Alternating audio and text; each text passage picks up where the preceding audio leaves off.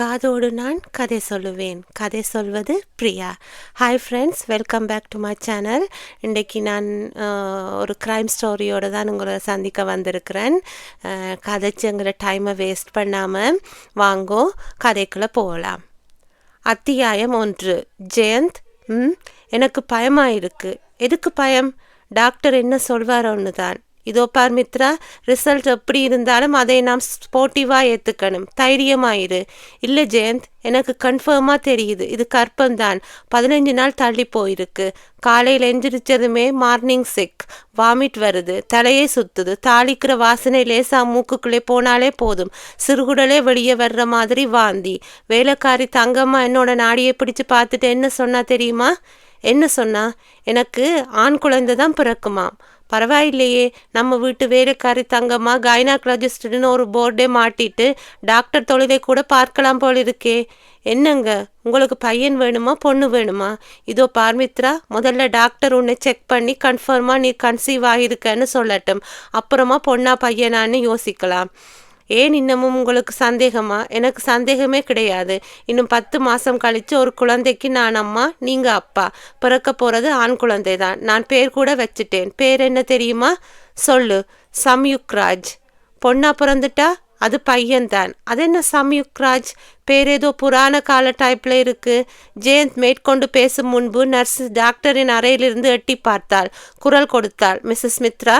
ஜெயந்த், மித்ரா இருவரும் எழுந்தார்கள். Nurse புன்னகைத்தாள். Sir, நீங்கள் வெளியே வெயிட் பண்ணுங்க, உங்கள் மனைவி மட்டும் வரட்டும். ஜெயந்த் மறுபடியும் பாலிவினால் நாட்காலிக்குள் சாய மித்ரா டாக்டரின் அறைக்குள் நுழைந்தாள். அவள் உள்ளே போகும் வரை காத்திருந்த ஜெயந்த் தன்னுடைய செல்போனை எடுத்து சில எண்களை தட்டிவிட்டு காதுக்கு ஒட்டினாள். மறுமுனையில் ரிங் போய் ரிசீவர் எடுக்கப்பட்டு ஒரு பெண்ணின் குரல் கேட்டது. Hello, Surya nursing home. Doctor Suryanarayanan இருக்காரா? இருக்கார். நீங்க? நான் ஜெயந்த், அவரோட நண்பர். அவர்கிட்ட கொஞ்சம் பேசணும். ஒரு நிமிஷம். ஜெயந்த் காத்திருக்க அடுத்த சில வினாடிகளில் டாக்டர் சூரியநாராயணனின் குரல் கேட்டது.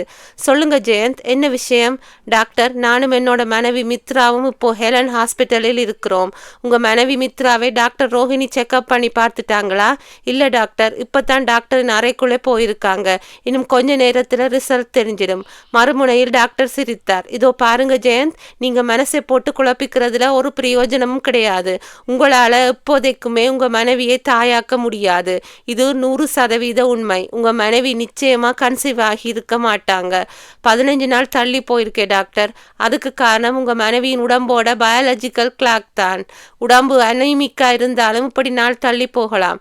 டாக்டர், அவளுக்கு மார்னிங் சிக்னஸ் இருக்கு. தாளிக்கிற வாசம் பட்டா வாமிட் பண்றா, தலை சுத்துது, மயக்கமா இருக்குதுன்னு சோர்ந்து படுத்துக்கிறா. அதுவும் இல்லாம வெயிட் மிஸ்டர் ஜெயந்த், ஒரு பெண் கன்சீவ் ஆனால் தான் இப்படிப்பட்ட அறிகுறிகள் இருக்கும்னு சொல்லப்படுவது சரியில்லை. வயிற்றில் பித்த நீர் அதிகமாயிருந்தாலும் இது மாதிரி கோளாறுகள் வரும். அப்படின்னா மித்ரா கன்சீவ் கிடையாது. கண்டிப்பா இல்லை. இன்னும் கொஞ்ச நேரத்தில் டாக்டர் ரோஹிணி உங்களை கூப்பிட்டு, சாரி மிஸ்டர் ஜெயந்த், உங்க மனைவி நீங்க நினைக்கிற மாதிரி கர்ப்பம் கிடையாது. அவங்க அனீமிக்கா இருக்காங்க. உடம்புல போதுமான சத்து கிடையாது. ஒரு டானிக்கும் விட்டமின் மாத்திரைகளும் எழுதி தர்றேன், ரெகுலரா சாப்பிட்டு வர சொல்லுங்கன்னு சொல்ல போறாங்க. டாக்டர், ஒரு சந்தேகம். என்ன? 6 மாதத்துக்கு முந்தி நடந்த ஒரு ஸ்கூட்டர் விபத்தில் எனக்கு இடுப்பில் அடிபட்டதன் காரணமாய் நான் தாம்பத்தியில் ஈடுபட்டாலும் குழந்தை பிறக்காதுன்னு சொன்னீங்க. அந்த குறை நிரந்தரமானதா இல்லை தற்காலிகமானதா? நான் அன்னைக்கே தெளிவாய் சொல்லிட்டேன் மிஸ்டர் ஜெயந்த், உங்களுக்கு ஏற்பட்ட குறை என்றைக்குமே குணப்படுத்த முடியாத குறை. உங்கள் மனைவி கிட்ட உண்மையை சொல்லிவிட்டு ஒரு குழந்தையை தத்து எடுத்துக்கும்படியா சொன்னேன். நீங்கள் தான் இப்போதைக்கு மனைவி கிட்ட சொன்னா இடிஞ்சு போயிடுவா, 1 வருஷம் போனதும் மெதுவாக சொல்லிக்கலாம்னு சொன்னீங்க. இதில் என்னோட அபிப்பிராயம் என்னன்னா, நீங்க உங்க மனைவி கிட்ட உண்மையை சொல்லிடுறது பெட்டர். இல்லைன்னா ஒவ்வொரு மாசமும் அவங்க தன்னோட தாய்மையை ஆவலா எதிர்பார்ப்பாங்க. அது ஒரு மிக கொடுமையே இல்லவா? டாக்டர், என்னோட மனைவி மித்ராவுக்கு குழந்தைங்கள்னா ரொம்பவும் பிரியம். பக்கத்து வீட்டு குழந்தைகள் எல்லாம் எங்கள் வீட்டில் தான் இருப்பாங்கன்னா பார்த்துக்கோங்களேன். குழந்தைகள் மேல் இவ்வளவு பற்றும் பாசமும் வச்சிருக்கிற அவகிட்ட என்னோட குறைய சொன்னா அவன் நொறுங்கி போயிடுவாளே. வாஸ்தவந்தான், நான் மறுக்கல. பட் என்னைக்காவது ஒரு நாள் சொல்லியே ஆக வேண்டிய உண்மையை இப்போதைக்கே சொல்லிட்டா அதுக்கு ஏற்றபடி வாழ்க்கையை அமைச்சுக்கலாமே. தத்து எடுக்க ஆசைப்பட்டால் எவ்வளவோ குழந்தைகள் கிடைப்பாங்க. உங்களுக்கு ஏற்ற மாதிரி ஒரு குழந்தையை செலக்ட் பண்ணிட்டு வளர்க்கலாமே. இந்த காலத்துல பெற்ற குழந்தைகளை காட்டிலும் வளர்த்த குழந்தைகள் தான் ரொம்பவும் பாசமாய் இருக்கிறாங்க. ஓகே டாக்டர், நீங்க சொல்றதே யோசனையே நான் பண்ணுறேன். நோ யோசனை பண்ணிட்டு இருக்க வேண்டாம். முடிஞ்சா இன்னைக்கே உண்மையை சொல்லிடுங்க. ஒரு மனைவி கிட்ட இது மாதிரியான உண்மைகளை மறைக்கிறது பின்னாடி பல பிரச்சனைகளை உண்டாக்கிடும். டாக்டர் வந்து சொல்லுங்க. நான் ஒன்று சொன்னா நீங்க தப்பா நினைச்சுக்க கூடாது. இதோ பாருங்க ஜெயந்த், நீங்க எனக்கு முதல்ல நண்பர், அப்புறம்தான் பேஷண்ட். Don't hesitate. நீங்க ஒரு விஷயத்தையும் என்கிட்ட தயக்கம் இல்லாம சொல்லலாம். டாக்டர், நான் ஒரு குழந்தைக்கு அப்பாக முடியாத அளவுக்கு என்னோட குறை நிரந்தரமானதுன்னு சொன்னீங்க. இந்த குறையை வெளிநாட்டுக்கு போனால் குணப்படுத்திக்க முடியாதா? Very sorry Jayanth. அப்படி ஒரு நிவாரணம் இருந்தால் உங்களுக்கு ட்ரீட்மெண்ட் கொடுத்த அன்னைக்கே சொல்லி இருப்பேன். உங்களுடைய குறையை குணப்படுத்த இந்த வெளிநாட்டுக்கு போனாலும் அது வீண் செலவே ஆக அமையும். அது என்னோட சஜஷன். உங்களுக்கு தனிப்பட்ட முறையில் நம்பிக்கை இருந்தால் தாராளமாக வெளிநாட்டுக்கு போய் ட்ரீட்மெண்ட் எடுத்துக்கலாம். அதுக்கு வேண்டிய மெடிக்கல் அசிஸ்டன்ஸ் வேணுமென்னாலும் நான் தர்றேன். வேண்டாம் டாக்டர், நீங்க இவ்வளவு தீர்க்கமாய் சொன்ன பிறகு இனிமேல் அதை பத்தின பேச்சே வேண்டாம். இன்னைக்கு ராத்திரியே என்னோட மனைவி மித்ரா கிட்ட எனக்கு இருக்கிற குறையை பத்தி சொல்லிடுறேன் டாக்டர். That's good. நீங்க உண்மையை சொன்னதும் உங்க மனைவி கண்டிப்பா அப்செட் ஆயிடுவாங்க. உங்களுக்கு டைம் இருந்தா என்கிட்ட கூட்டிட்டு வாங்க, நான் அவங்களை கன்வின்ஸ் பண்றேன். Thank you doctor. ஜேன் செல்போனை அணைத்து பாக்கெட்டுக்குள் போட்டுக்கொண்டு பெருமூச்சொன்றை வெளியேற்றினான். மித்ரா, என்னாலே உன்னை தாயாக்க முடியாது என்கிற உண்மையை எப்படி ஆரம்பித்து எப்படி சொல்லுவது? துடித்து போய் விடுவாளே. கடைசி வரைக்கும் சொல்லாமலே இருந்து விடலாமா? அது எப்படி முடியும்? என்றைக்காவது ஒரு நாள் உண்மையை சொல்லித்தானே தீர வேண்டும். சார், பக்கவாட்டில் குரல் கேட்டு ஜெயன் திரும்பி பார்த்தான். அந்த நர்ஸ் நின்றிருந்தாள். எஸ், உங்களை டாக்டர் அம்மா கூப்பிட்டாங்க சார். ஜெயந்த் வியர்த்து விட்ட தன் முகத்தை கர்ச்சிப்பால் ஒற்றிக்கொண்டு மெதுவாய் நடந்து போய் அரைக்கதவை தள்ளியபடி உள்ளே நுழைந்தான். மித்ரா மேஜை முனையை தன் இடது கை ஆட்காட்டி விரலால் கீறியபடி தலை குனிந்து உட்கார்ந்திருக்க ஜெயந்த் டாக்டர் ரோஹிணியை ஏறிட்டான். Good morning doctor. Good morning. உட்காருங்க மிஸ்டர் ஜெயந்த். ஜெயந்த் தவிப்போடு உட்கார்ந்ததும் டாக்டர் அம்மா பேச்சை தொடர்ந்தாள். உங்கள் மனைவி தரோவா செக் பண்ணிட்டேன். நீங்க உடனடியா பண்ண வேண்டிய ஒரு காரியம் இருக்கு. சொல்லுங்க டாக்டர். பக்கத்துல அமிர்தம் ஸ்வீட் ஸ்டால் ஒன்று இருக்குது. அங்கே போய் 1 கிலோ ஸ்வீட் வாங்கி எல்லோருக்கும் கொடுங்க. டாக்டர், எஸ், உங்க மனைவி கர்ப்பமாயிருக்காங்க. நீங்க ஒரு குழந்தைக்கு அப்பாவாக போறீங்க. ஜெயந்தின் உள்ளத்துக்குள் அதிர்ச்சி உதைத்தது. மித்ராவை பார்த்தான். அவள் தலை குனிந்தபடி வெக்கப்பட்டு கொண்டே கணவனை கடைக்கண்ணால் பார்த்து புன்னகைத்தாள். டாக்டர் ரோஹிணி சிரித்தாள். என்ன மிஸ்டர் ஜெயந்த், பேசாமலே உட்கார்ந்து இருக்கிறீங்க? சந்தோஷத்துல பேச்சு வரலையா? ஆமா டாக்டர். முதல்ல போய் ஸ்வீட் வாங்கிட்டு வாங்க. கிளம்புங்க. கனத்து போன இதயத்தோடு எழுந்தான் ஜெயந்த். அத்தியாயம் 2. சென்னை மலையில் நனைந்து கொண்டிருந்த முன்னிரவு நேரம். 11 மணி. திருவான்மியூர் அட்சயா அவென்யூ 7வது தெரு 2வது பங்களா. சூப்பரிண்டென்டென்ட் ஆஃப் போலீஸ் சந்தோஷ்குமார் முதல் மாடியில் இருந்த படுக்கை அறையில் மேஜை விளக்கை பொருத்தி கொண்டு இன்டர்ஃபார்ம் லா புத்தகத்தை புரட்டி கொண்டிருந்தான். டெலிஃபோன் அழைத்தது.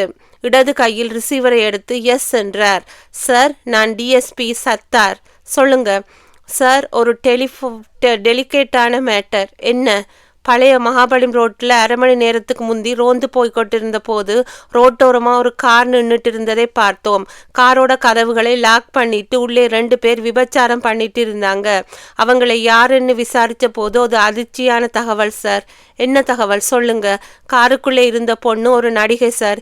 இப்போ புதுசாக ரிலீஸ் ஆகி வெற்றிகரமாக ஓடிக்கொண்டிருக்கிற பொன்வண்டு 1 என்ற படத்தில் அந்த பொண்ணு தான் ஹீரோயின். பேரு மதுலிகா. சரி, பையன் யாரு? அதுதான் சார் பிரச்சனை. பையன் பேரு சைலேஷ். ஹைகோர்ட் நீதிபதி தேவேந்திராவோட மருமகன். உங்களை அவனுக்கு தெரியுமாம். ஃபோன் பண்ணி கேளுங்கன்னு சொன்னான். அதான் உங்களுக்கு ஃபோன் பண்ணி. என்ன தெரியும்னு சொன்னானா? ஆமாம் சார். ராஸ்கல். ஏதோ ஒரு ஃபங்க்ஷனில் பார்த்து வணக்கம் சொன்னதோடு சரி. மற்றபடி அவனை எனக்கு தெரியாது. இப்போ நீங்கள் எங்கே இருந்து பேசிக்கிட்டு இருக்கீங்க? பழைய மகாபலி ரோட்டில் இருந்து சார். அந்த நடிகையும் அவனையும் முதல்ல அரெஸ்ட் பண்ணி ஸ்டேஷனுக்கு கொண்டு போய் லாக்கப்பில் தள்ளுங்க. சார், என்ன? பையன் சாதாரண இடம் கிடையாது. ஹைகோர்ட் நீதிபதியோட மருமகன். வான் பண்ணி விட்டு விடலாம் சார். என்னது? வான் பண்ணிட்டு விட்டு விடுறதா? நீங்கள் என்ன சொல்கிறீங்க சத்தார்? ஹைவேஸ் ரோட்டில் விபச்சாரம் நடந்தால் பரவாயில்லைன்னு சொல்ல சொல்ல வர்றீங்களா? நான் அப்படி சொல்லல சார். அந்த ஹைகோர்ட் நீதிபதி தேவேந்திரா டெல்லி வரை செல்வாக்கு படைத்த மனிதர். அவரோட மருமகனை நாம டச் பண்ணினா நாளைக்கு நாம யூனிஃபார்மை மாட்டிக்கிட்டு நிம்மதியா வேலை பார்க்க முடியாது சார். இதோ பாருங்க சத்தார், சட்டம் யாருக்காவதும் எந்த காரணத்துக்காவதும் வளைவதை நான் விரும்ப மாட்டேன். சட்டம் எல்லோருக்கும் பொதுவானது. தப்பு பண்ணது யாராக இருந்தாலும் சரி, அவங்க தண்டிக்கப்பட வேண்டியதுதான் என்னோட பாலிசி.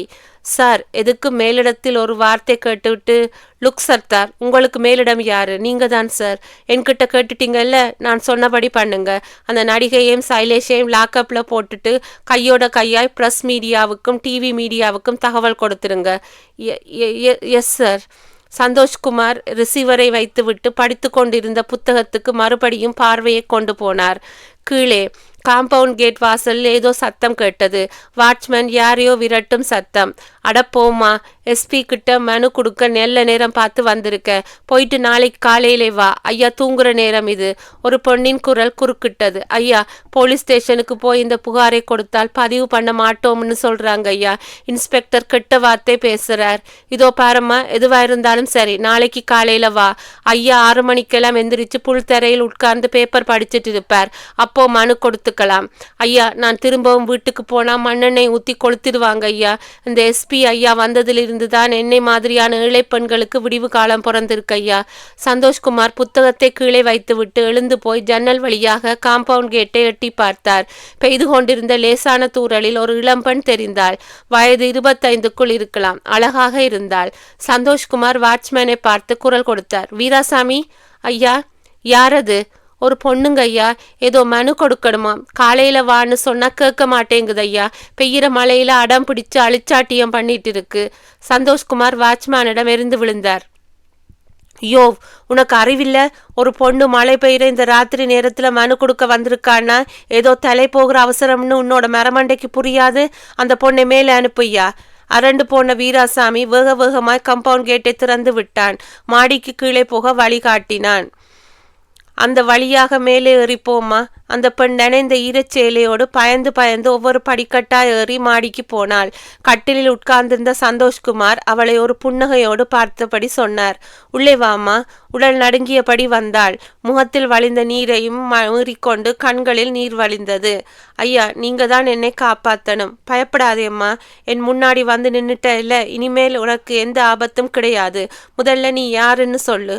ஐயா, என்னோட பேரு லாவண்யா. போன வருஷம்தான் எனக்கு கல்யாணம் நடந்தது. கணவரோட பேர் பாலமுரளி. BE வரைக்கும் படித்தவர். ஒரு கம்ப்யூட்டர் கம்பெனியில் ஒர்க் பண்றார். நானும் வசதியான குடும்பத்தை சேர்ந்த பொண்ணு தான். கல்யாணத்துக்கு முந்தி நிச்சயதார்த்தம் பண்ணும் போதே வரதட்சணை பணம் 5 லட்சம் ரூபாய் மாப்பிள்ளை வீட்டுக்கு தர்றதாய் அப்பா ஒத்துக்கிட்டார். கல்யாணத்துக்கு முதல் நாள் 2 லட்சம் கொடுத்தார். மீதி பணத்தை 1 மாசத்துக்குள்ளே கொடுத்துறதா சொன்னார். என்னோட புருஷன் வீட்டுக்காரங்களும் ஒத்துக்கிட்டாங்க. சந்தோஷ்குமார் குறுக்கிட்டார். சொன்னபடி உங்க அப்பாவினால் பணத்தை கொடுக்க முடியலை. ஆமாங்க ஐயா. அப்பாவுக்கு திடீர்னு பிசினஸ்ல பெரிய லாஸ். அதை தொடர்ந்து அவருக்கு ஹார்ட் அட்டாக். பைபாஸ் சர்ஜரிக்கு 1.5 லட்சம் ரூபாய் செலவாச்சு. இதையெல்லாம் என்னோட புருஷன் வீட்டுக்காரங்க கண்டுக்கவே இல்லை.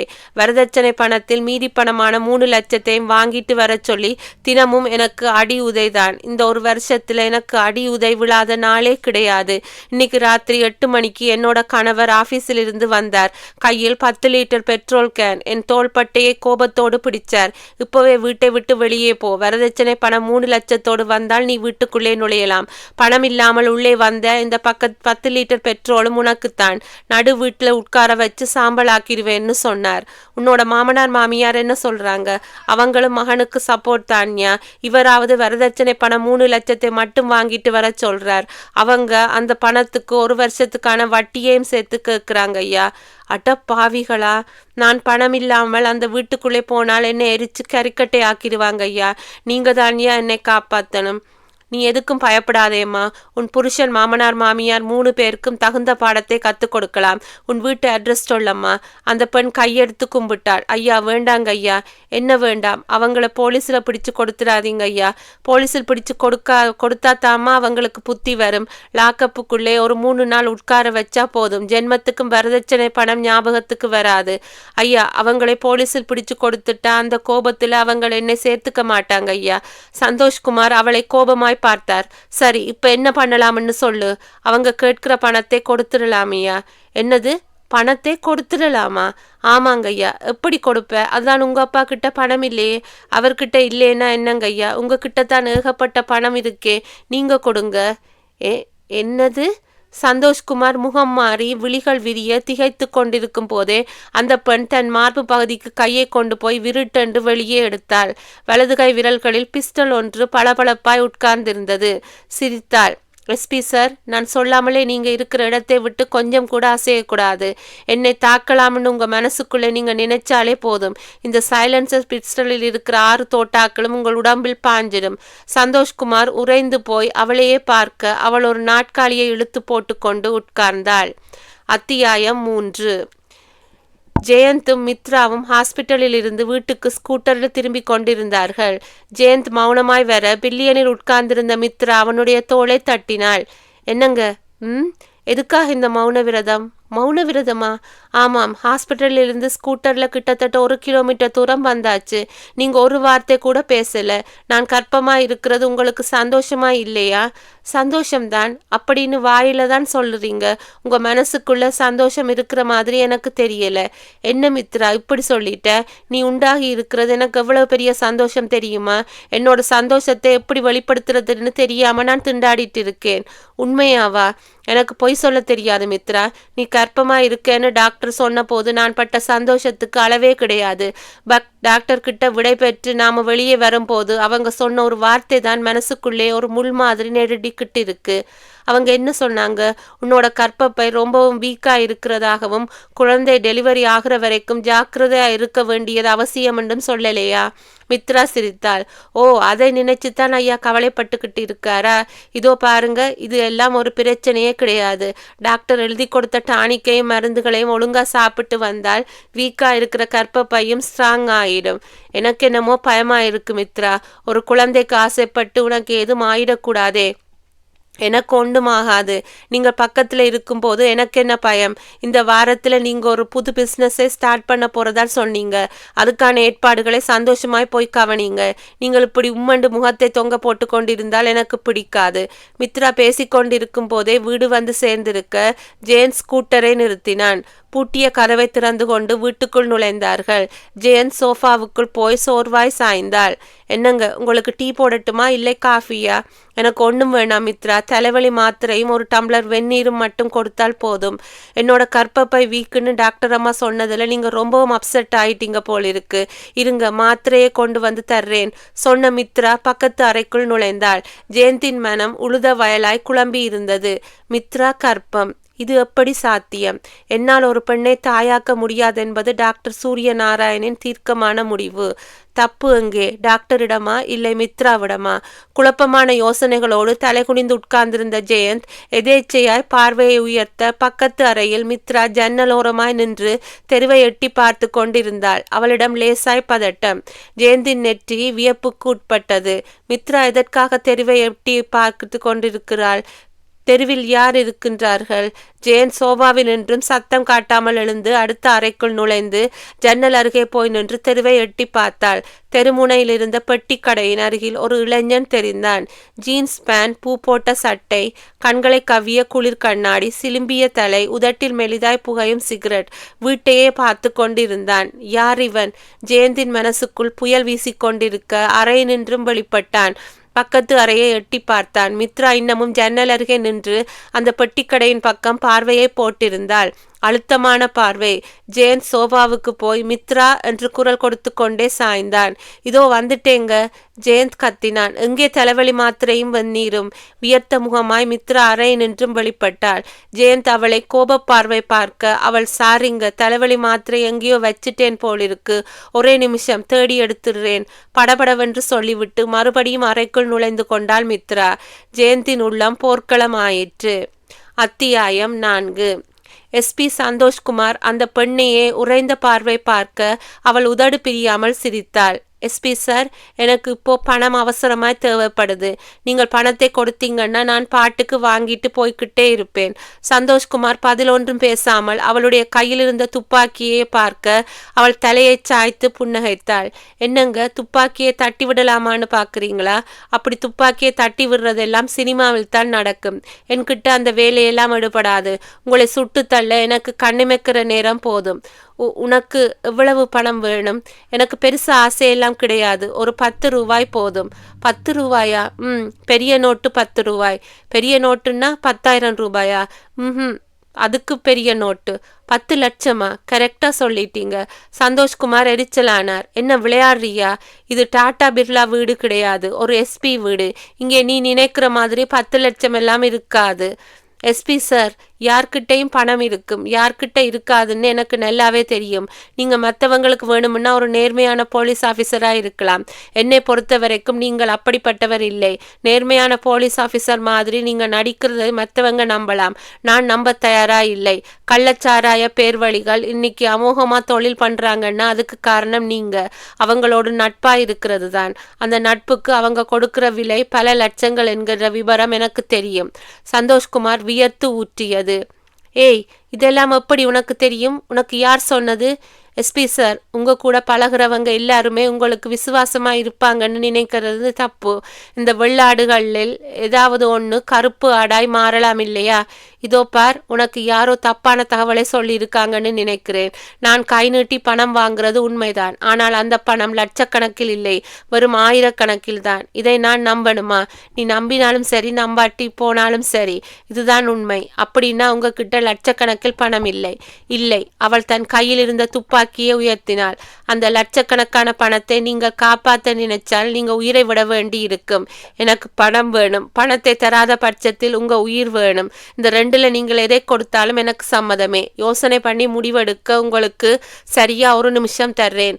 சரியா 60 வினாடிகள். 61வது வினாடி உங்கள் பதில் எனக்கு வேணும். பதில் வரலன்னா உங்கள் ஆயுளோட கடைசி நாள் அந்த நாளாகத்தான் இருக்க முடியும். கவுண்ட் டவுனை ஆரம்பிக்கட்டுமா? 60, 59, 58, 57, 56. சந்தோஷ்குமார் அவளையே பார்த்து கொண்டிருந்தார். இவள் எந்த வினாடி ஏமாறுவாள்? அத்தியாயம் 5. டாக்டர் சூரியநாராயணன் தனக்கு முன்பாய் உட்கார்ந்திருந்த ஜெயந்தை கொஞ்சம் கவலையோடு பார்த்தார். மிஸ்டர் ஜெயந்த், நீங்க சொல்ற விஷயம் எனக்கு ஆச்சரியமா இருக்கு. உங்க மனைவி மித்ரா உங்களால் கர்ப்பமா இருக்க வாய்ப்பே இல்லை. உங்களாலே எந்த ஒரு பெண்ணையும் தாயாக்க முடியாது என்பதுதான் மருத்துவ ரிப்போர்ட் சொல்ற உண்மை. உங்களுக்கு என்னோட மருத்துவ ரிப்போர்ட்டில் ஏதாவது சந்தேகம் இருந்தால் என்னை காட்டிலும் திறமை வாய்ந்த டாக்டர்கள் இதே சென்னையில் இருக்காங்க. அவங்க கிட்ட உங்க உடம்பை காட்டி கிராஸ் செக் பண்ணலாம். என்னோட ரிப்போர்ட் பொய்யா இருந்தால் அந்த டாக்டர் தொல்லையே விட்டுடுறேன். போதுமா? நோ டாக்டர், உங்களை பற்றி எனக்கு நல்லாவே தெரியும். உங்களை காட்டிலும் திறமையான டாக்டர்கள் இந்த சென்னையில் இருக்கிறதாக நீங்க சொன்னீங்க. அதை தன்னடக்கத்துக்காக நீங்க சொல்லிக்கிட்ட வார்த்தை. உங்ககிட்ட கன்சல்ட் பண்றதுக்காக வேலூரிலிருந்தும் மற்ற மாநிலங்களிலிருந்தும் எவ்வளவு பெரிய டாக்டர்ஸ் எல்லாம் வர்றாங்கன்னு எனக்கு தெரியும். என்னால் எந்த ஒரு பெண்ணையும் தாயாக்க முடியாது என்கிற உங்கள் மருத்துவ ரிப்போர்ட் பொய்யா இருக்க வாய்ப்பே இல்லை. இருந்தாலும் மனசுக்குள்ளே ஒரு நப்பாசை. மருத்துவ ரிப்போர்ட்களை மீறி ஏதாவது நடக்க வாய்ப்பு இருக்கான்னு கேட்டு தெரிஞ்சுக்கத்தான் உங்ககிட்ட வந்தேன். டாக்டர் தூள்களை குலுக்கினார். சாரி மிஸ்டர் ஜெயந்த், உங்க விஷயத்தில் அப்படி ஒரு அதிசயம் நடக்க வாய்ப்பில்லை. டாக்டர், உங்ககிட்ட பர்சனலா ஒரு விஷயத்தை பற்றி டிஸ்கஸ் பண்ணலாமா? தாராளமாய். நான் உங்களுக்கு 40% தான் டாக்டர், 60% ஃப்ரெண்ட்ஷிப் தான். தாராளமாய் டிஸ்கஸ் பண்ணலாம். சொல்லுங்க, என்ன விஷயம்? ஜேம்ஸ் சில வினாடிகள் தயங்கி விட்டு பேச்சை தொடர்ந்தான். டாக்டர், என்னோட மனைவி மித்ரா இப்போ கர்ப்பமாய் இருக்க காரணம் அவளுக்கு இன்னொரு இளைஞனுக்கும் இருக்கிற தொடர்பு தான். ஜெயந்த், நீங்க என்ன சொல்றீங்க? உண்மையை சொல்லிட்டு இருக்கேன் டாக்டர். அந்த கசப்பான உண்மையை கூட எனக்கு 1 மணி நேரம் முன்னாடி தான் தெரிஞ்சது. யார் அந்த இளைஞன்? எனக்கு தெரியாது டாக்டர். 1 மணி நேரத்துக்கு முன்னாடி தான் இந்த உண்மை உங்களுக்கு தெரிஞ்சதா சொன்னீங்க. அவங்க 2 பேரையும் ஒரே இடத்துல ஒன்னா பார்த்தீங்களா? இல்லை டாக்டர், அந்த இளைஞன் தெருமுனை பட்டிக்கடையில் நின்றுட்டு என்னோட வீட்டையே பார்த்துட்டு இருந்தான். மித்ராவும் ஜன்னல் வழியாய் அவனை எட்டி பார்த்துட்டு இருந்தா. சரி, உங்க மனைவி கிட்ட இதை பத்தி பேசுற எண்ணம் உங்களுக்கு இருக்கா? இல்லை. வேற என்ன பண்றதா உத்தேசம். டைவர்ஸ் பண்ணிடலாம்னு யோசனை பண்ணிட்டு இருக்கேன். டைவர்ஸுக்கான காரணத்தை சொல்லையாகணுமே. அதை பற்றி லாயர்கிட்ட பேசணும் டாக்டர். நான் ஒன்று சொன்னால் நீங்கள் கேட்பீங்களா? சொல்லுங்க டாக்டர். இந்த பிரச்சனையை கோர்ட் வரைக்கும் கொண்டு போக வேண்டாம். பின்னே என்ன பண்ணுறது டாக்டர்? உங்கள் மனைவியை என்கிட்ட கூட்டிட்டு வாங்க. கூட்டிட்டு வந்து பிரச்சனையை சுமூகமாக பேசி முடிச்சிடுவோம். எப்படி டாக்டர்? உங்களை அறைக்கு வெளியே உட்கார வச்சுட்டு நான் உங்கள் மனைவி கிட்டே பேச போகிறேன். அதாவது உங்களுடைய குறையை அவங்க கிட்ட எடுத்து சொல்லி அவரால் நீங்கள் தாயாக முடியாத போது நீங்கள் இப்போ கர்ப்பமாயிருக்கிறது எப்படின்னு கேட்க போகிறேன். நான் கேட்க போகிற அந்த கேள்விக்கு அவங்க ரியாக்ஷன் எப்படி இருக்கும்னு பார்த்து மேற்கொண்டு என்னோட பேச்சு அமையும். உங்கள் மனைவி மித்ரா உண்மையை ஒத்துக்கிட்டாங்கன்னா உங்களையும் உள்ளே வரவழைச்சு விவகாரத்தை செட்டில் பண்ணிடலாம். இப்படி அமைதியான முறையில் பிரச்சனையை தீர்த்துட்டால் விவகாரம் வெளியுலகத்துக்கு போகாது. சில வினாடிகள் யோசித்த ஜெயந்த் பின்னிமிர்ந்தான். ஓகே டாக்டர், மித்ராவை உங்ககிட்ட எப்படியோ கூட்டிட்டு வரட்டும். அதுக்கு முன்னாடி நீங்க ஒரு வேலை பண்ணணும் ஜெயந்த். சொல்லுங்க டாக்டர். மித்ராவோட காதலன் யாருங்கிறதை கண்டுபிடிச்சு அவனை பற்றின தகவல்களை சேகரிக்கணும். மித்ரா கிட்டே கேட்டுக்கலாமே டாக்டர்? வேண்டாம். மித்ரா கிட்ட அவங்க காதல் விவகாரத்தை பற்றி பேசும்போது அந்த பெட்டிக்கடை காதலன் பற்றிய எல்லா தகவல்களும் நம்ம கிட்ட இருக்கிறது தான் நல்லது. அந்த தகவல்களை எல்லாம் என்கிட்ட கொண்டு வந்து கொடுத்த பின்னாடி உங்க மனைவியை இங்கே கூட்டிட்டு வாங்க. Okay doctor. ஜெயந்த் தலையை ஆட்டிக்கொண்டே தளர்வாய் எழ டாக்டர் குறுக்கிட்டார். இன்னொரு முக்கியமான விஷயம். ஜெயந்த் குழப்பமாய் பார்க்க அவர் தொடர்ந்தார். மித்ரா என்கிட்ட வந்து பேசுற வரைக்கும் நீங்க வீட்டுல இயல்பா இருக்கணும். உங்களுடைய உணர்ச்சிகளை வெளிப்படுத்த கூடாது. அவங்க கற்பத்துக்கு சந்தோஷப்படுற மாதிரி காட்டிக்கணும். ஜெயந்த் புயல் அடிக்கிற இருதயத்தோடு தலையசைத்தான். அத்தியாயம் 6. இவள் எந்த வினாடி ஏமாறுவாள். துப்பாக்கியும் கையுமாய் நின்ற அந்த பெண்ணையே எஸ்பி சந்தோஷ்குமார் பார்த்து கொண்டிருக்க அவள் கவுண்டவுனில் வினாடிகள் எண்ணிக்கொண்டிருந்தாள். 55, 54, 53, 52. சந்தோஷ்குமார் எச்சில் விழுங்கி கொண்டு மெதுவாய் எழ முயன்றார். அவள் கையில் இருந்த துப்பாக்கியை அசைத்தாள். எஸ்பி சார், இருக்கிற இடத்தை விட்டு 1 மில்லிமீட்டர் கூட அசையக்கூடாதுன்னு சொல்லி இருக்கேன். என்னை நீங்க தாக்க முயற்சி பண்ணினால் என்னை காப்பாத்திக்கிறதுக்காக உங்களை சொட்டு கொள்ள தயாரங்க மாட்டேன். இதை நான் மிரட்டலுக்காக சொல்லலை. மரியாதையா அப்படியே உட்காருங்க. இன்னும் கெடு முடிகிறதுக்கு அரை நிமிஷம் தான் பாக்கி இருக்கு. அதுக்குள்ளே நீங்க எனக்கு பணம் ஒரு தர ஒத்துக்கணும். இல்லைன்னா தயவு தாட்சண்யம் பார்க்காம உங்களை சுட்டு தள்ளிவிட்டு நான் பாட்டுக்கு போய்கிட்டு இருப்பேன். இதோ பார், நீ கேட்கிற அளவு என்கிட்ட பணம் கிடையாது. இன்னும் 20 வினாடி. நான் சொல்றதை நம்பு. 19, 18, 17, 16 சொல்லிக்கொண்டே அவன் தன் கையில் இருந்த துப்பாக்கியை சந்தோஷ்குமாரின் நெஞ்சுக்கு நேராக உயர்த்தி பிடித்தாள். எஸ்பி சார், இன்னும் 15 வினாடிகள் தான். எனக்கு பேரம் பேசிட்டு இருக்க நேரம் இல்லை. இந்த கெடு முடிந்ததும் நான் பாட்டுக்கு இந்த சைலன்சர் துப்பாக்கியால் சுட்டு தள்ளிவிட்டு வீட்டின் பின்பக்க வழியாய் போய்கிட்டே இருப்பேன். அதுக்கப்புறம் உங்களுக்கும் மதிப்பு இல்லை. இந்த வீட்டில் மறைச்சு வச்சிருக்கிற பணத்துக்கும் மதிப்பில்லை. 10, 9, 8, 7, 6, 5, 4. வேண்டாம். என்ன வேண்டாம்? என்னை சுட்டுடாதே. அப்படின்னால் பணம் தர்றேன். 10 லட்சம் தர்றேன். பணம் அங்கே இருக்கு. அந்த சுவரோட பீரோவோட ரகசிய லாக்கரில் எடுத்து அந்த டேபிள் மேல் வச்சுட்டு மறுபடியும் பழைய இடத்துல போய் உட்காருங்க. சந்தோஷ்குமார் எழுந்து சுவரோர பீரோவை நோக்கி போனார். பீரோவின் மேல் இருந்த சாவியை எடுத்து அதன் கதவுகளை விரிய திறந்தார். உள்ளே இருந்த ரகசிய அறையை திறந்து கட்டுக்கட்டாய் 500 ரூபாய் நோட்டுகளை எடுத்து பக்கத்தில் இருந்த டேபிள் மேல் வைத்தார். அவருடைய கைகள் நடுங்கின. பணம் 10 லட்சத்துக்கு 1 ரூபாய் கூட குறையாது. பணத்தை வச்சுட்டு பழைய இடத்துக்கு போய் உட்காருங்கள் எஸ்பி சார். போய் உட்கார்ந்தார். அவள் தன் இடுப்பின் மறைவில் மடித்து வைத்திருந்த கேரி பேக்கை எடுத்து பிரித்து அதனுள் நோட்டுகளை அள்ளி போட்டு கொண்டாள். பின் துப்பாக்கியோடு மெல்ல நடந்து சந்தோஷ்குமாருக்கு பக்கத்தில் வந்து அவர் எதிர்பாராத ஒரு வினாடியில் அவருடைய நெற்றி பொட்டில் துப்பாக்கியை வைத்தாள். ட்ரிகரை சுண்டினாள். சந்தோஷ்குமாரின் மூளை பகுதிக்குள் பிரளயம் நிகழ்ந்த உணர்வு. சத்தமில்லாமல் சரிந்தார். அத்தியாயம் 7. சார். தன் தோல் உசுப்பப்படும் உணர்ச்சியில் மேஜையின் மேல் தலை கவிழ்த்து படுத்திருந்த ஜெயந்த் கண்களை திறந்து பார்த்தான். பார் மேனேஜர் நின்றிருந்தார். சார், 12 பார் மூடுற நேரம், கிளம்புறீங்களா? ஜெயந்தன் தன் மணிக்கட்டில் இருந்த வாட்சை பார்த்தான். நேரம் சரியாய் 12. உள்ளே போயிருந்த விஸ்கி அவனை தாளாட்ட மெல்ல எழுந்து நின்றான். கீழே விழுந்து விடுவது போல் இருக்கவே பக்கத்து மேஜையை பற்றி கொண்டான். பிறகு சுதாரித்து கொண்டு மெல்ல நடந்தான். அந்த போதையிலும் மித்ரா மனசுக்குள் மோதினாள். ஆத்திரம் மூளைக்குள் ஏறியது. ரத்தம் கொதிநிலைக்கு போயிற்று. எப்பேற்பட்ட அப்பட்டமான துரோகம் இது! அவளோடு இனி வாழ்க்கை நடத்துவது சாக்கடைக்குள் படுத்து தூங்குவதற்கு சமம். ஜெயந்த் பாரினின்றும் வெளியே வந்தான். காத்திருந்த குளிர் காற்று முகத்தில் மோதியது. வீட்டுக்கு போனதும் மித்ராவிடம் கேட்டு விடலாம். யார் அவன்? எத்தனை நாட்களாய் இந்த தொடர்பு? கல்யாணத்துக்கு முன்பிருந்தே இந்த தொடர்பா, இல்லை கல்யாணத்துக்கு பிறகு ஏற்பட்ட தொடர்பா? எப்பேற்பட்ட தொடர்பா இருந்தாலும் என்னை ஏமாற்ற உனக்கு எப்படி மனம் வந்தது? வீட்டுக்கு போனதும் கேட்டு விடலாம். ஜெயந்த் யோசித்து கொண்டே அந்த நள்ளிரவு நேரத்தில் ஆள் நடமாட்டமற்ற பிளாட்பாரத்தில் நடந்து தெருமுனைக்கு வந்து வாடகைக்காக காத்திருந்த ஆட்டோக்களில் முதல் ஆட்டோவில் ஏறிக்கொண்டான். வீட்டு முகவரியை சொல்லிவிட்டு சாய்ந்து உட்கார்ந்தான். ஆட்டோ புறப்பட்டது. 15 நிமிஷ பயணத்திற்கு பிறகு ஆட்டோ ஜெயந்தின் வீட்டுக்கு முன்னால் வந்து நின்றது. இறங்கி மீட்டர் பார்த்து பணத்தை கொடுத்துவிட்டு காம்பவுண்ட் கேட்டை திறந்து கொண்டு உள்ளே போனான். போர்ட்டிகோவினுள் வீட்டில் முன்னரையிலும் டியூப்லைட் வெளிச்சத்தை பரப்பி வைத்திருந்தது. மித்ரா தூங்காமல் காத்து கொண்டிருக்கிறாள். உள்ளே போனதும் ஒரு கோப பார்வை பார்த்து ஏன் லேட் என்று கேட்பாள். இந்த கேள்விக்கு குதர்க்கமாய் பதில் சொல்ல வேண்டும். என்ன பதில் சொல்லலாம்? எது சொன்னாலும் சரி, அவளுடைய மனதில் ஆணி அறைகிற மாதிரி இருக்க வேண்டும். போர்ட்டிகோவில் ஏறி வாசல் கதவின் மேல் கையை வைத்தான் ஜெயந்த். கதவு திறந்து கொண்டது. உள்ளே டியூப்லைட் வெளிச்சம். நுழைந்தான் ஜெயந்த். வரவேற்பறை சோஃபாவில் மித்ரா மெல்லாந்த நிலையில் படுத்திருந்தாள். மித்ராவின் திறந்த கண்கள் சீலிங்கை வெறிக்க, மார்பில் உறைந்து போன ரத்தம். அடிவயிற்றின் இரத்த குளத்தில் ஒரு கத்தி குத்திட்டு நின்றது. அத்தியாயம் 8. அப்புறம் போலீஸ் கமிஷனர் சந்திரமௌலி தனக்கு முன்பாக உட்கார்ந்திருந்த SP சந்தோஷ் குமாரை பார்த்து ஒரு திகில் பார்வையோடு கேட்டார். இடம் போலீஸ் கமிஷனர் அலுவலகம். நேரம் காலை 11 மணி. அறையில் 2 பேர் மட்டுமே இருந்தார்கள்.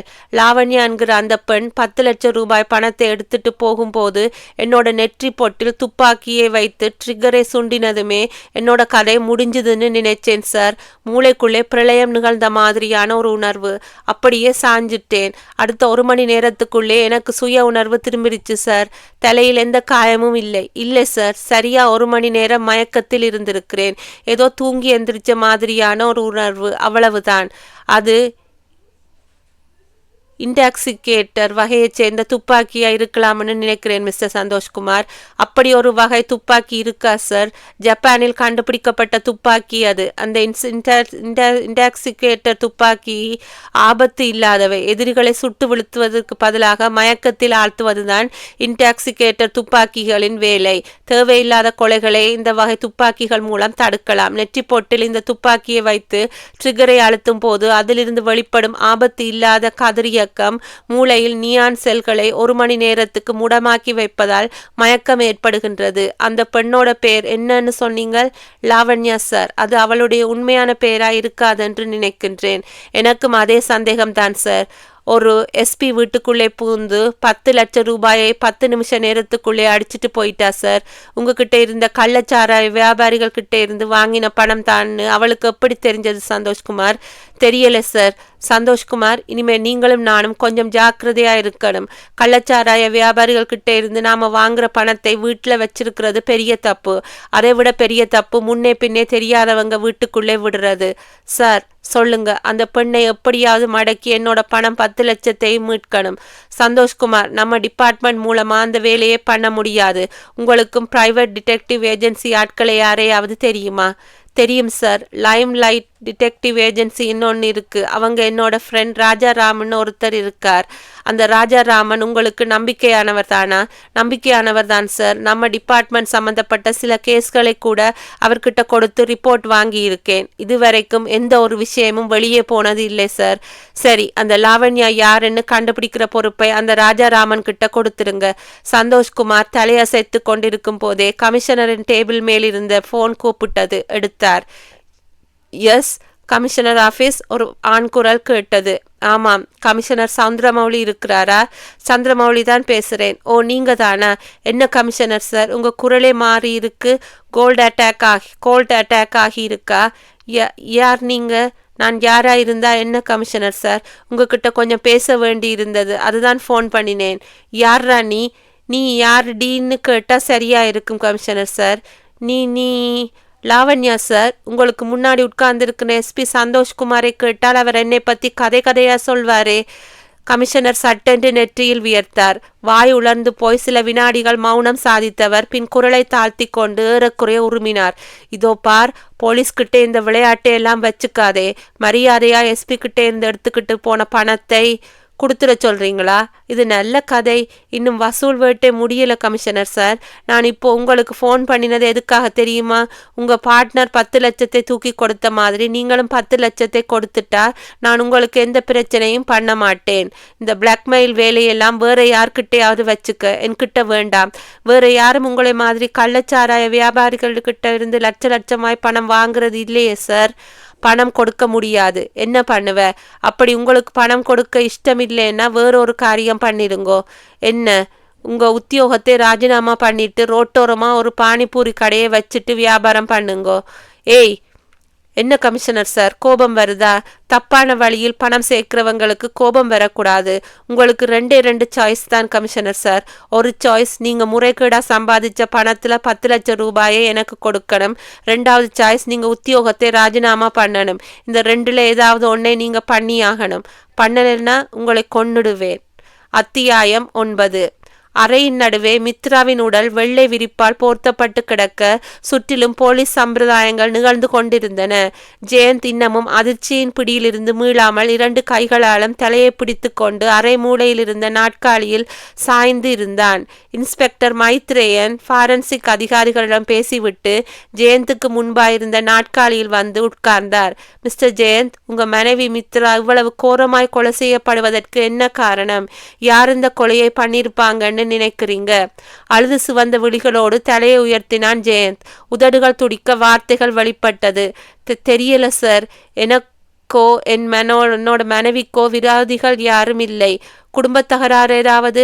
அப்படி வர எந்த வாய்ப்பும் இல்லை சார். ஏன்னா எனக்கோ என்னோட மனைவிக்கோ அப்பா அம்மா கிடையாது. உறவுக்காரர்களும் யாரும் இல்லை. பாருக்கு போய் குடிச்சிட்டு வந்திருக்கீங்க. தினசரி பாருக்கு போவீங்களா? இல்லை சார், இன்னைக்கு தான் முதல் தடவை. முதல் தடவையா? எதுக்காக பாருக்கு போனீங்க? நண்பர்கள் யாராவது கூட்டிட்டு போனார்களா?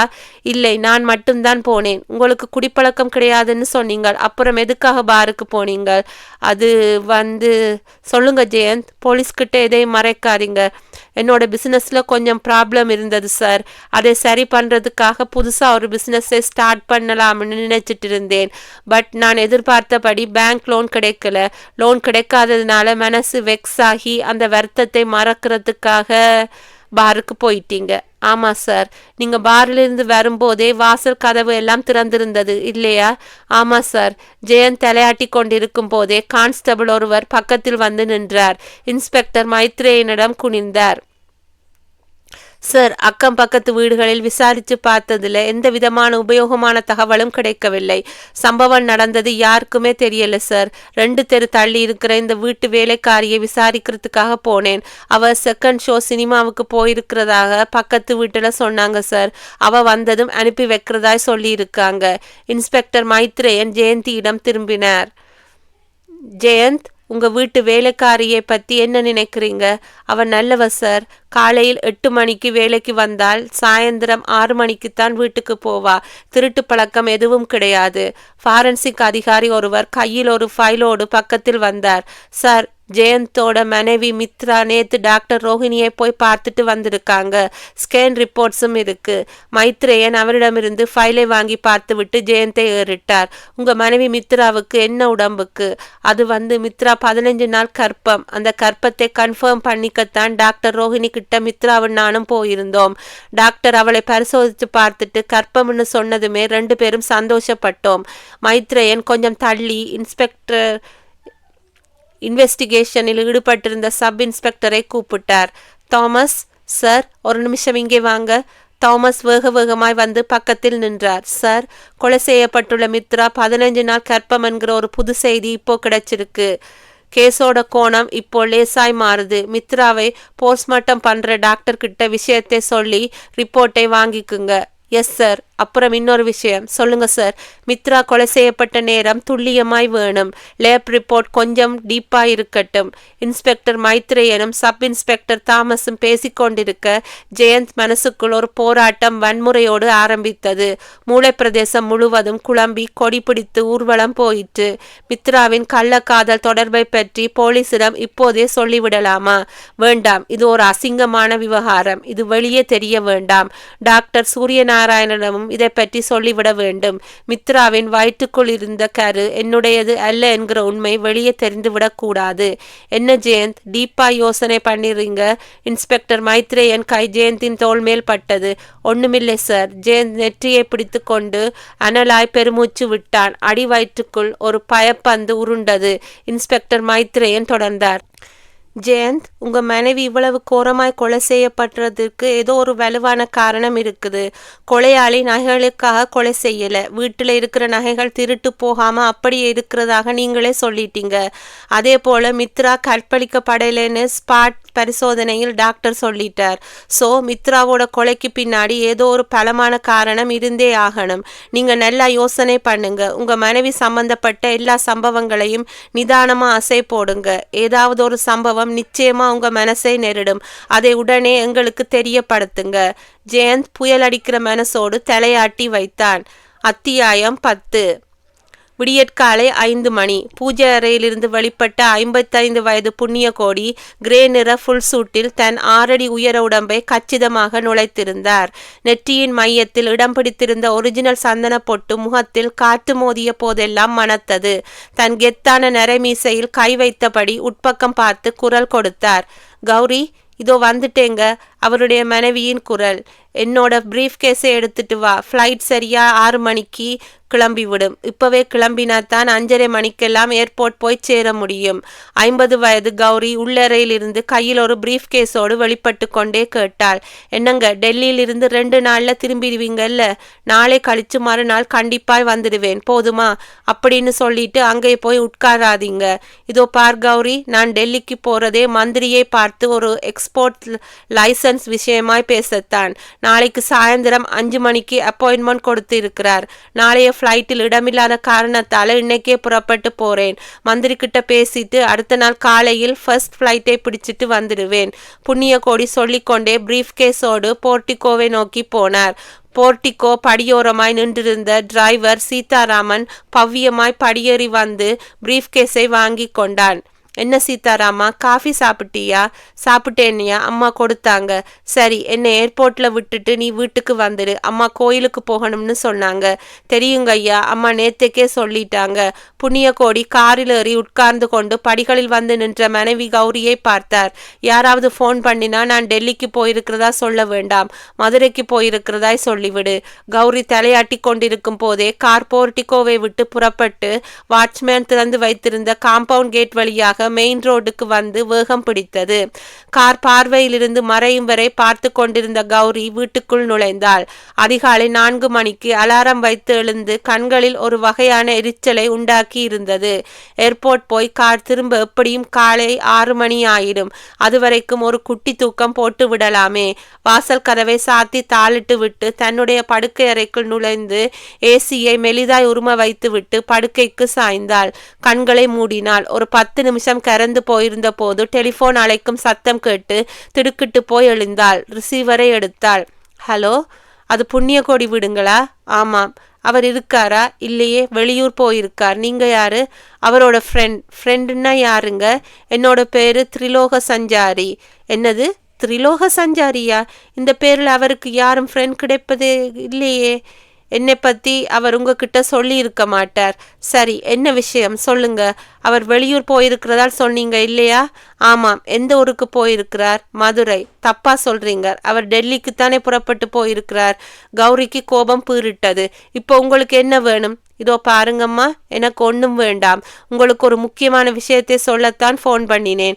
முக்கியமான விஷயமா? என்னது? உங்க கணவர் டெல்லிக்கு போறதா நீங்க நினைச்சுக்கிட்டு இருக்கீங்க. ஆனா அவர் டெல்லிக்கு போக போறதில்லை. பின்ன மேலூருக்கு போக போறார். மேலூரா? நமக்கெல்லாம் மேலே இருக்கிற ஊர். கௌரி பதறினாள். நீ நீ நீங்க என்ன சொல்றீங்க?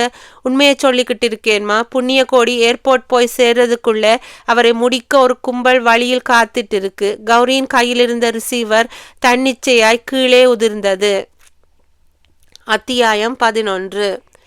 ஜிஹெச் ஜெயந்த் ஹாஸ்பிட்டல் வராந்தாவில் ஒரு பெஞ்சில் உட்கார்ந்து மித்ராவின் போஸ்ட்மார்ட்டம் ரிப்போர்ட்டுக்காக காத்து கொண்டிருக்க அவனுடைய பேண்ட் பக்கெட்டில் இடம் பிடித்து இருந்த செல்போன் அழைத்தது. எடுத்து டிஸ்பிளேயில் அழைப்பது யார் என்று பார்த்தான். டாக்டர் சூரியநாராயணன். ஜெயன் சுற்றுமுற்றும் பார்த்தான். மார்ச்சுவரி வாசலில் இருந்த கான்ஸ்டபிள் பழக்கமான ஒரு நர்ஸோடு அரட்டை அடித்து கொண்டிருந்தார். செல்போனை காதுக்கு கொடுத்து டாக்டர் என்றான். அவர் பதட்ட குரலில் கேட்டார். என்ன ஜெயந்த், பேப்பர்ல இன்னைக்கு வந்திருக்கிற நியூஸ் உண்மையா? ஆமா டாக்டர், மெல்ல பேசினான். உங்க மனைவி மித்ராவை யார் கொலை பண்ணினாங்க? எதுக்காக பண்ணினாங்க? தெரியலையே டாக்டர். உங்க மனைவியோட கள்ள தொடர்பை பற்றியும் அவங்க கர்ப்பமா இருக்கிறதை பற்றியும் போலீஸ்கிட்ட சொன்னீங்களா? அவளோட கள்ள தொடர்பை பற்றி எதுவுமே சொல்லல டாக்டர். பட் மித்ரா 15 நாள் கர்ப்பமா இருக்கிறதை பற்றி சொல்லிட்டேன்.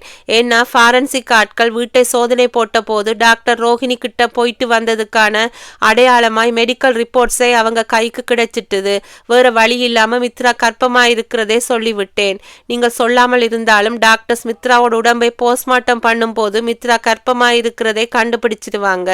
டாக்டர், நீங்க எனக்கு ஒரு ஹெல்ப் பண்ணணும். நீங்க என்ன உதவி கேட்க போறீங்கன்னு எனக்கு தெரியும் ஜெயந்த். உங்களுடைய உடல் குறையும் மித்ராவின் கள்ள தொடர்பும் போலீஸுக்கு தெரியக்கூடாது, அதுதானே? ஆமாம் டாக்டர், உங்கள் நிலைமை எனக்கு புரியுது ஜெயந்த். உங்க மனைவி மித்ராவின் மோசமான நடத்தை வெளியுலகத்துக்கு தெரியக்கூடாதுன்னு நினைக்கிறீங்கள், அப்படித்தானே? அதேதான் டாக்டர். டோன்ட் வரி, கவலைப்படாதீங்க. உங்களுடைய உடல் குறை பற்றி உண்மை வெளியுலகத்துக்கு தெரியாதபடி நான் பார்த்துக்கிறேன். ரொம்பவும் நன்றி டாக்டர். ஜெயந்த், காலையில் பத்திரிகை செய்தியை படித்த போது மனசுக்கு அதிர்ச்சியா இருந்தது. பட் மனசுக்குள்ளே ஒரு ஆறுதல். ஒரு நல்ல மனைவியை நீங்கள் இழந்துடல. உங்கள் வாழ்க்கைக்கு ஒரு கரையா இருந்த ஒரு உறவைத்தான் இழந்திருக்கீங்க. அதுக்காக கவலைப்பட்டுக்கிட்டு இருக்க வேண்டாம். நான் மித்ராவை இழந்ததுக்காக கவலைப்படலை டாக்டர். போலீஸுக்கு எங்கே என் மீது சந்தேகம் வந்துடுமோன்னு பயமா இருக்கு. மித்ராவை கொலை பண்றது யாரா இருக்கும்னு நினைக்கிறீங்க ஜெயந்த்?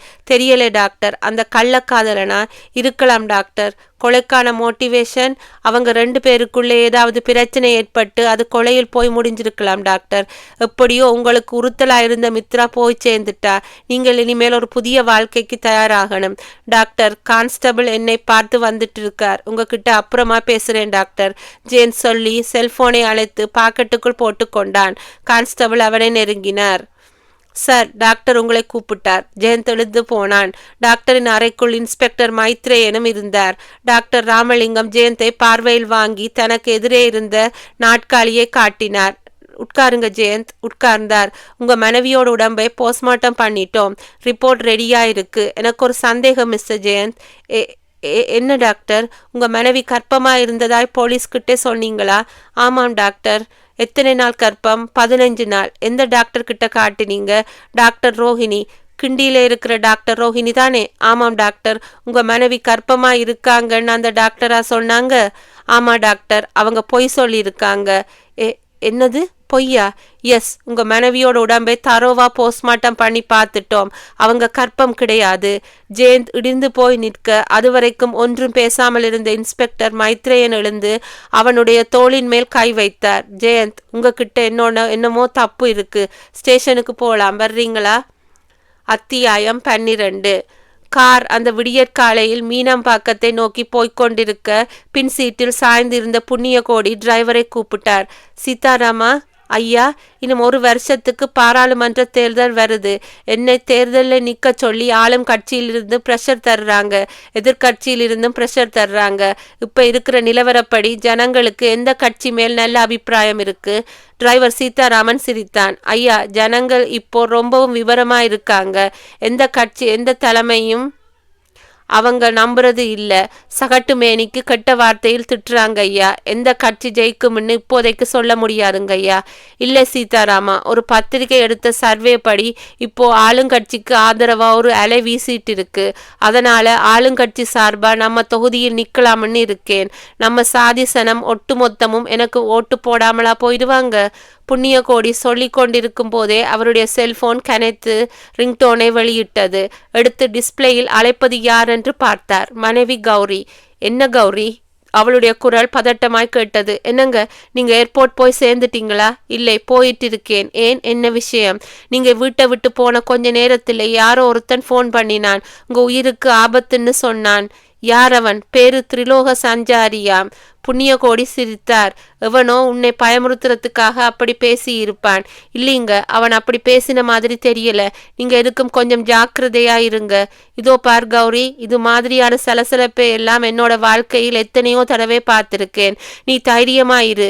புண்ணியகோடி பேசிவிட்டு செல்போனை அணைத்து பாக்கெட்டுக்குள் போட்டுக்கொண்டார். அதே வினாடி காரின் வேகமும் குறைந்தது. என்ன சீதாராமா? யாரோ ஒரு பொண்ணுங்கய்யா லிஃப்ட் கேட்டு கையை ஆட்டுது. மனைவி கௌரியின் வார்த்தைகள் எச்சரிக்கை மணி மனசுக்குள் ஒலித்தது.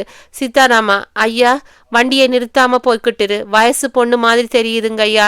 நிறுத்தி என்ன ஏதுன்னு கேட்போம் ஐயா. டேய், நான் சொன்னது உன்னோட காதல விழல? வண்டியை நிறுத்தாம போய்கிட்டுரு. பாவங்க ஐயா, வண்டியை ஒரு செகண்ட் நிறுத்தி என்னன்னு கேட்டுடுவோம். டேய், புண்ணியகோடி இறைந்து கத்தின கொண்டிருக்கும் போதே சீதாராமன் காரின் வேகத்தை இன்னமும் குறைத்து அந்த பெண்ணுக்கு பக்கத்தில் கொண்டு போய் நிறுத்தினான். சாலையில் ஆள் நடமாட்டம் அறவே இல்லை. டிரைவர் சீதாராமன் காரை விட்டு இறங்கி அந்த பெண்ணிடம் போனான். அம்மா, பாக்கி பணம் கொடுத்தா நான் போய்கிட்டே இருக்கேன். அந்த பெண் தன் கையில் வைத்திருந்த பையை பிரித்து 500 ரூபாய் நோட்டு கட்டுகள் 2 எடுத்து சீதாராமனிடம் கொடுக்க அவன் வாங்கி கொண்டு ரோட்டை கடந்து இருட்டாயிருந்த மரங்களுக்கு நடுவில் நடந்து சில வினாடிகளில் மறைந்தான். புண்ணியகோடி மிரண்ட கண்களோடு டேய் டேய் என்று கத்திக்கொண்டிருக்க அந்த பெண் நிதான நடையோடு பக்கத்தில் வந்தாள். உன் பொண்டாட்டி ஃபோன் பண்ணியிருப்பாளே, நீ யாரு? திரிலோக சஞ்சாரி, முக்காலமும் உணர்ந்த ஞானி. உனக்கு இப்ப என்ன வேணும்? உன்னோட உயிர் வேணும். சொன்னவள் தன் இடுப்பு பகுதிக்குள் கையை கொண்டு போய் அந்த இம்போர்ட்டட் துப்பாக்கியை எடுத்தாள். இனி நீ டெல்லிக்கு அடுத்த ஜென்மத்தில் தான் போக முடியும். அத்தியாயம் 13. ஜெயந்த் இன்ஸ்பெக்டர் மைத்ரேயனை ஒரு கோப பார்வை பார்த்தான். என்கிட்ட தப்பு இருக்கும்னு சொன்னீங்களே, என்ன தப்பு? உங்களை ராத்திரி விசாரிக்கும் போது என்னோட மனைவி 15 நாள் கர்ப்பம்னு சொன்னீங்கள். போஸ்ட்மார்ட்டம் ரிப்போர்ட் உங்க மனைவி கர்ப்பம் கிடையாது. இது பொய் இல்லையா? லுக் மிஸ்டர் இன்ஸ்பெக்டர், பொய் சொன்னது நான் இல்லை, டாக்டர் ரோஹிணி. வேணும்னா அவங்களுக்கு ஃபோன் பண்ணி கேட்டு பாருங்க. அதையும் கேட்கத்தான் போறோம், சொன்னார் இன்ஸ்பெக்டர் மைத்ரேயன். தன் செல்போனை எடுத்துக்கொண்டு ஜெயந்தை ஏறிட்டார். டாக்டர் ரோஹிணியோட ஃபோன் நம்பரை சொல்லுங்க. ஜெயந்த் சொல்ல மைத்ரேயன் செல்போனில் எண்களை தட்டினார். மறுமுனையில் ரிங் போய் ரிசீவர் எடுக்கப்பட்டதும் குரல் கொடுத்தார். Doctor Rohini please holding. Doctor, நான் இன்ஸ்பெக்டர் மைத்ரேயன். ஒரு கேஸ் விஷயமா உங்ககிட்ட ஒரு விசாரணை. மறுமுறையில் டாக்டர் ரோஹிணி சில வினாடிகள் மௌனம் சாதித்துவிட்டு எது விஷயமா விசாரணை என்று கேட்டார். மித்ராங்கிற பெண் உங்க பேஷண்ட் தானே? ஆமாம். இன்னைக்கு காலையில் பேப்பர் பார்த்தீங்களா? இல்லை. அந்த பெண் மர்டர். ரோஹிணி மறுமுனையில் அதிர்வதை மைத்ரேயனால் உணர முடிந்தது. மை குட்னஸ், எப்போ? நேத்து ராத்திரி. ஏன், எதுக்காக கொலை? அது சம்பந்தமான விசாரணை தான் பண்ணிக்கிட்டு இருக்கோம். என்கிட்ட என்ன விசாரணை? மித்ராவும் அவளுடைய கணவன் ஜெயந்தும் உங்ககிட்ட வந்த போது நீங்க மித்ராவை சோதனை பண்ணி பார்த்து விட்டு அவ கர்ப்பமாய் இருக்கிறதாய் சொன்னீங்களா? ஆமாம். மித்ராவை போஸ்ட்மார்ட்டம் செய்த டாக்டர்கள் அவர் கர்ப்பம் இல்லைன்னு சொல்றாங்களே, அது எப்படி? அது சொல்லுங்க. மித்ரா கர்ப்பம் இல்லைன்னு எனக்கும் தெரியும். என்னது, கர்ப்பம் இல்லைன்னு உங்களுக்கும் தெரியுமா? தெரியும். பின்ன எதுக்காக கர்ப்பம்னு பொய் சொன்னீங்க? அப்படி பொய் சொன்னது மித்ரா தான். மித்ரா பொய் சொல்ல சொன்னாளா? ஆமாம். காரணம்? அவளுடைய கணவன் ஜெயந்த் மித்ரா கர்ப்பம் இல்லைன்னு தெரிஞ்சால் இடிஞ்சு போயிடுவானாம். ஏதோ புது பிஸ்னஸ் தொடங்க போகிற இந்த நேரத்தில் அவன் மனசு சந்தோஷமா இருக்கணுமாம். அதுக்காக கர்ப்பம்னு பொய் சொல்லும்படி சொன்னா.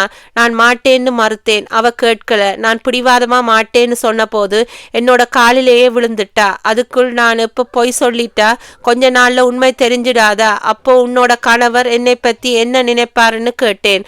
அதுக்கு மித்ரா, அதை பத்தி நீங்க கவலைப்படாதீங்க டாக்டர், ஒரு வாரம் கழிச்சு நானே என்னோட கணவர்கிட்ட அபாஷன் ஆயிட்டதா சொல்லிடுறேன்னு சொன்னான். நானும் அவளுடைய வார்த்தையை நம்பி வெளியே இருந்த ஜெயந்தை உள்ளே கூப்பிட்டு உங்க மனைவி கர்ப்பமா இருக்காங்கன்னு சொன்னேன். ஒரு தம்பதிகளோட சந்தோஷத்துக்காக அந்த பொய்யை சொன்னேன். மற்றபடி இதுல யாரையும் ஏமாத்துற நோக்கம் எனக்கு இல்லை. ஓகே டாக்டர், உங்க பேச்சை நான் நம்புறேன். நாளைக்கு கோர்ட்ல கேஸ் நடக்கும் போது உங்களை சாட்சியால் விசாரிக்க ஒரு சம்மன் வரும். நீங்கள் அதை அட்டென்ட் பண்ணணும். தாராளமா. இன்ஸ்பெக்டர் மைத்ரேயன் செல்போனை அணைத்து பாக்கெட்டுக்குள் போட்டுக்கொண்டு GH டாக்டர்களிடம் விவரத்தை சொல்லிக் கொண்டிருக்க ஜெயந்த் பொடி பொடியாய் இடிந்து போயிருந்தான். மித்ரா கற்பமில்லையா? அப்படியானால் இந்த பெட்டிக்கடை இளைஞன் யார்? அவனுக்கும் மித்ராவுக்கும் என்ன தொடர்பு? மித்ராவை கொலை செய்தது அவன் தானே. போலீசிடம் அவனை பற்றி சொல்லிவிடலாமா? ஜெயந்த் தீவிரமாய் யோசித்துக் கொண்டிருக்கும் போதே கான்ஸ்டபிள் ஒருவர் உள்ளே வந்தார். இன்ஸ்பெக்டர் மைத்ரேயனுக்கு பக்கத்தில் வந்து நின்றார். சார் திரும்பினார். என்ன, உங்ககிட்ட கொஞ்சம் பேசணும் சார். ஒரு 2 நிமிஷம் வெளியே வர முடியுமா சார்? மைத்ரேயன் டாக்டர்களை பார்த்து எக்ஸ்கியூஸ் மீ சொல்லிவிட்டு கான்ஸ்டபிளை பின்தொடர்ந்து வெளியே வந்தார். வராந்தாவில் ஒரு இளைஞன் நின்றிருந்தான். 30 வயது இருக்கலாம். ஒடிசலாய் உயரமாய் இருந்தான். கான்ஸ்டபிள் இன்ஸ்பெக்டர் மைத்ரேயனுக்கு இந்த இளைஞனை அறிமுகப்படுத்தி வைத்தார். சார், இவர் என்னோட நண்பர். டாக்டர் சூரியநாராயணன் ஹாஸ்பிட்டலில் PROவாக இருக்கிறார். போலீஸ் பேர் லீலா கிருஷ்ணன்.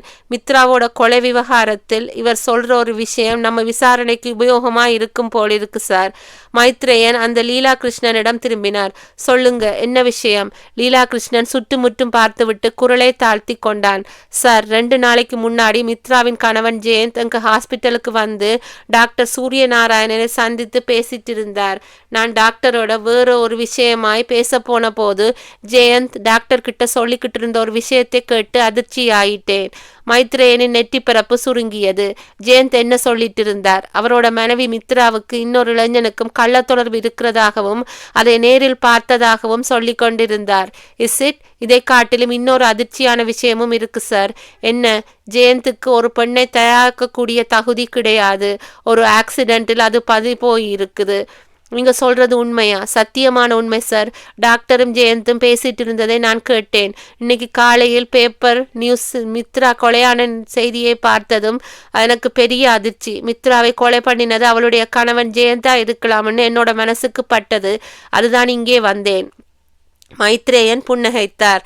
தகவலை சொன்னதுக்காக ரொம்பவும் நன்றி லீலா கிருஷ்ணன். போலீஸ் இதை சரியான முறையில் உபயோகப்படுத்திக்கும். சார், இந்த விஷயத்தை என்னோட பேர் வெளியே வரக்கூடாது. அப்படி வந்தால் எனக்கு வேலை போய்விடும். கவலைப்படாதீங்க, உங்க பேர் வெளியே வராது. லீலா கிருஷ்ணன் தோளை தட்டி கொடுத்தார் மைத்ரேயன். அத்தியாயம் 14. டிவியில் நியூஸ் போய்கொண்டிருந்தது. பிரபல தொழிலதிபரும் அரசியல் பிரமுகருமான புண்ணியகோடி இன்று அதிகாலை சுட்டுக் கொல்லப்பட்டார். டில்லி விமானத்தை பிடிக்க அவர் ஏர்போர்ட்டுக்கு காரில் போய்கொண்டிருந்த போது கிண்டி அருகே காரை வழிமறுத்த ஒரு மர்ம பெண் கார் டிரைவரை துப்பாக்கியை காட்டி மிரட்டிவிட்டு காரில் இருந்த புண்ணியகோடியை சுட்டுக் கொலை செய்துவிட்டு தப்பியோடி விட்டாள். ஆள் நடமாட்டம் அறவே இல்லாத அதிகாலை வேளையில் இந்த கொலை நடந்துள்ளது. 55 வயதான புண்ணியகோடி ஒரு தொழிலதிபர், அரசியல் பிரமுகரும் கூட. இவருக்கு கௌரி என்ற மனைவியும் ஒரு மகனும் உண்டு. மகனும் மகளும் வெளிநாடுகளில் உள்ளார்கள். இந்த கொலைக்கான காரணம் உடனடியாக தெரியவில்லை. புண்ணியகோடியின் கார் டிரைவரான சீதாராமனை போலீசார் விசாரித்த போது அவர் கூறியதாவது: டிவி திரையில் செய்தி வாசித்துக் கொண்டிருந்த பெண்ணின் முகம் மறைந்து டிரைவர் சீதாராமனின் முகம் தெரிந்தது. அவனுக்கு முன்னால் நீட்டப்பட்டது மைக். சம்பவம் எப்படி நடந்தது? ஏர்போர்ட்டை நோக்கி கார் போய்கொண்டிருந்த போது கிண்டி அருகே கார் வந்தபோது ரோட்டுக்கு குறுக்கால ஒரு பொண்ணு நின்றுட்டு லிஃப்ட் கேட்கிற மாதிரி கையை காட்டிக்கிட்டு இருந்தா. நான் உடனே புண்ணியகோடி ஐயா கிட்ட திரும்பி, ஐயா, ஒரு பொண்ணு லிஃப்ட் கேட்டு கையை காட்டுது, என்ன பண்றதுன்னு கேட்டேன். அதுக்கு அவர் நிறுத்தி ஏத்திக்கோன்னு சொன்னார். எனக்கு அதுல இஷ்டமில்லாததுனால வேண்டாங்க ஐயா, காலம் கட்டு கிடக்குது, அந்த பொண்ணு யாரோ எப்படிப்பட்டவளோன்னு சொன்னேன். ஐயா, நான் சொன்னதை கேட்கல. வண்டியை நிறுத்தி அந்த பொண்ணை ஏத்திக்கோன்னு கண்டிப்பா சொல்லிட்டார். நானும் வண்டியை நிறுத்தினேன். நான் வண்டியை நிறுத்தினதுமே அந்த பொண்ணு வேகமாய் வந்து கண்ணிமைக்கிற நேரத்துக்குள் ஐயாவை சுட்டு தள்ளிவிட்டு என்னையும் சுடுறதுக்கு முயற்சி பண்ணினா. நான் ஓடிட்டேன். அந்த பொண்ணு எப்படி இருந்தா? நான் காரை நிறுத்தின இடம் கொஞ்சம் இருட்டா இருந்ததுனால அந்த பொண்ணோட முகத்தை சரியா பார்க்க முடியல. ஆனா பொண்ணு ஆம்பளை மாதிரி சரியான உயரம். ஒருவேளை ஆண் தான் பெண் வேஷம் போட்டு கொண்டு வந்து இருப்பாளோன்னு சந்தேகமாய் இருக்கு. டிரைவர் சீதாராமனின் முகம் டிவி திரையிலிருந்து மறைந்துவிட செய்தி வாசிக்கும் பெண் வேறு செய்திக்கு போனாள். டிவியை பார்த்து கொண்டிருந்த SP சந்தோஷ்குமார் அதை ரிமோட் கண்ட்ரோலால் அணைத்து விட்டு பக்கத்தில் இருந்த செல்போனை எடுத்து கமிஷனர் சந்திரமௌலியை தொடர்பு கொண்டார். சார், டிவி நியூஸை பார்த்தீர்களா? பார்த்தேன். புண்ணிய கோடியை கொலை செய்த பெண்ணும் என்கிட்ட 10 லட்சம் ரூபாய் பணத்தை வாங்கிட்டு போன பெண்ணும் ஒரே பெண் தான் என்று என்னோட மனசுக்கு படுது சார். அதே போல் டெலிஃபோனில் என்னை மிரட்டியதும் அதே பெண் தான் என்று நினைக்கிறேன். இப்போ என்ன பண்றது சார்? சந்தோஷ்குமார், நான் ஒரு முடிவுக்கு வந்துட்டேன். சொல்லுங்க சார். அந்த பெண் சொன்ன மாதிரி என்னோட வேலையை ராஜினாமா பண்ணிடலாம்னு இருக்கேன். என்ன சார், பயந்துட்டீங்களா? பயப்படாம என்ன பண்றது சந்தோஷ்குமார்? அந்த பெண்ணால கொலை செய்யப்பட்ட புண்ணிய கோடி சாதாரண ஆள் கிடையாது. அந்த ஆள் ஒரு தொழிலதிபர், அரசியல் புள்ளின்னு ஒரு பக்கம் பப்ளிக்கு தெரியும். ஆனால் அவர் கூலிப்படை தலைவன் என்கிற off the record news police உயர் அதிகாரிகளுக்கு மட்டும்தான் தெரியும். எல்லா அரசியல் தலைவர்களுக்கும் நண்பனாக இருந்துக்கிட்டு அவங்க கை காட்டின அத்தனை பேரையும் புண்ணிய கோடி போட்டு தள்ளி இருக்கான் தெரியுமா? அதை கணக்கு எடுக்க உட்கார்ந்தா 1 மணி நேரம் ஆயிடும். எத்தனையோ பேரை தீர்த்து கட்டின புண்ணிய கோடியையே அவ தீர்த்து கட்டி இருக்கான். அவ சாமானியப்பட்ட பெண்ணா இருக்க முடியாது. நான் உயிரோடு இருக்கணும்னா அவ சொன்ன மாதிரி வேலையை ராஜினாமா பண்ணிட்டு போறதுதான் உத்தமம். சார், நீங்க இப்படி ஒரு முடிவுக்கு வருவீங்க நான் கொஞ்சமும் எதிர்பார்க்கவில்லை.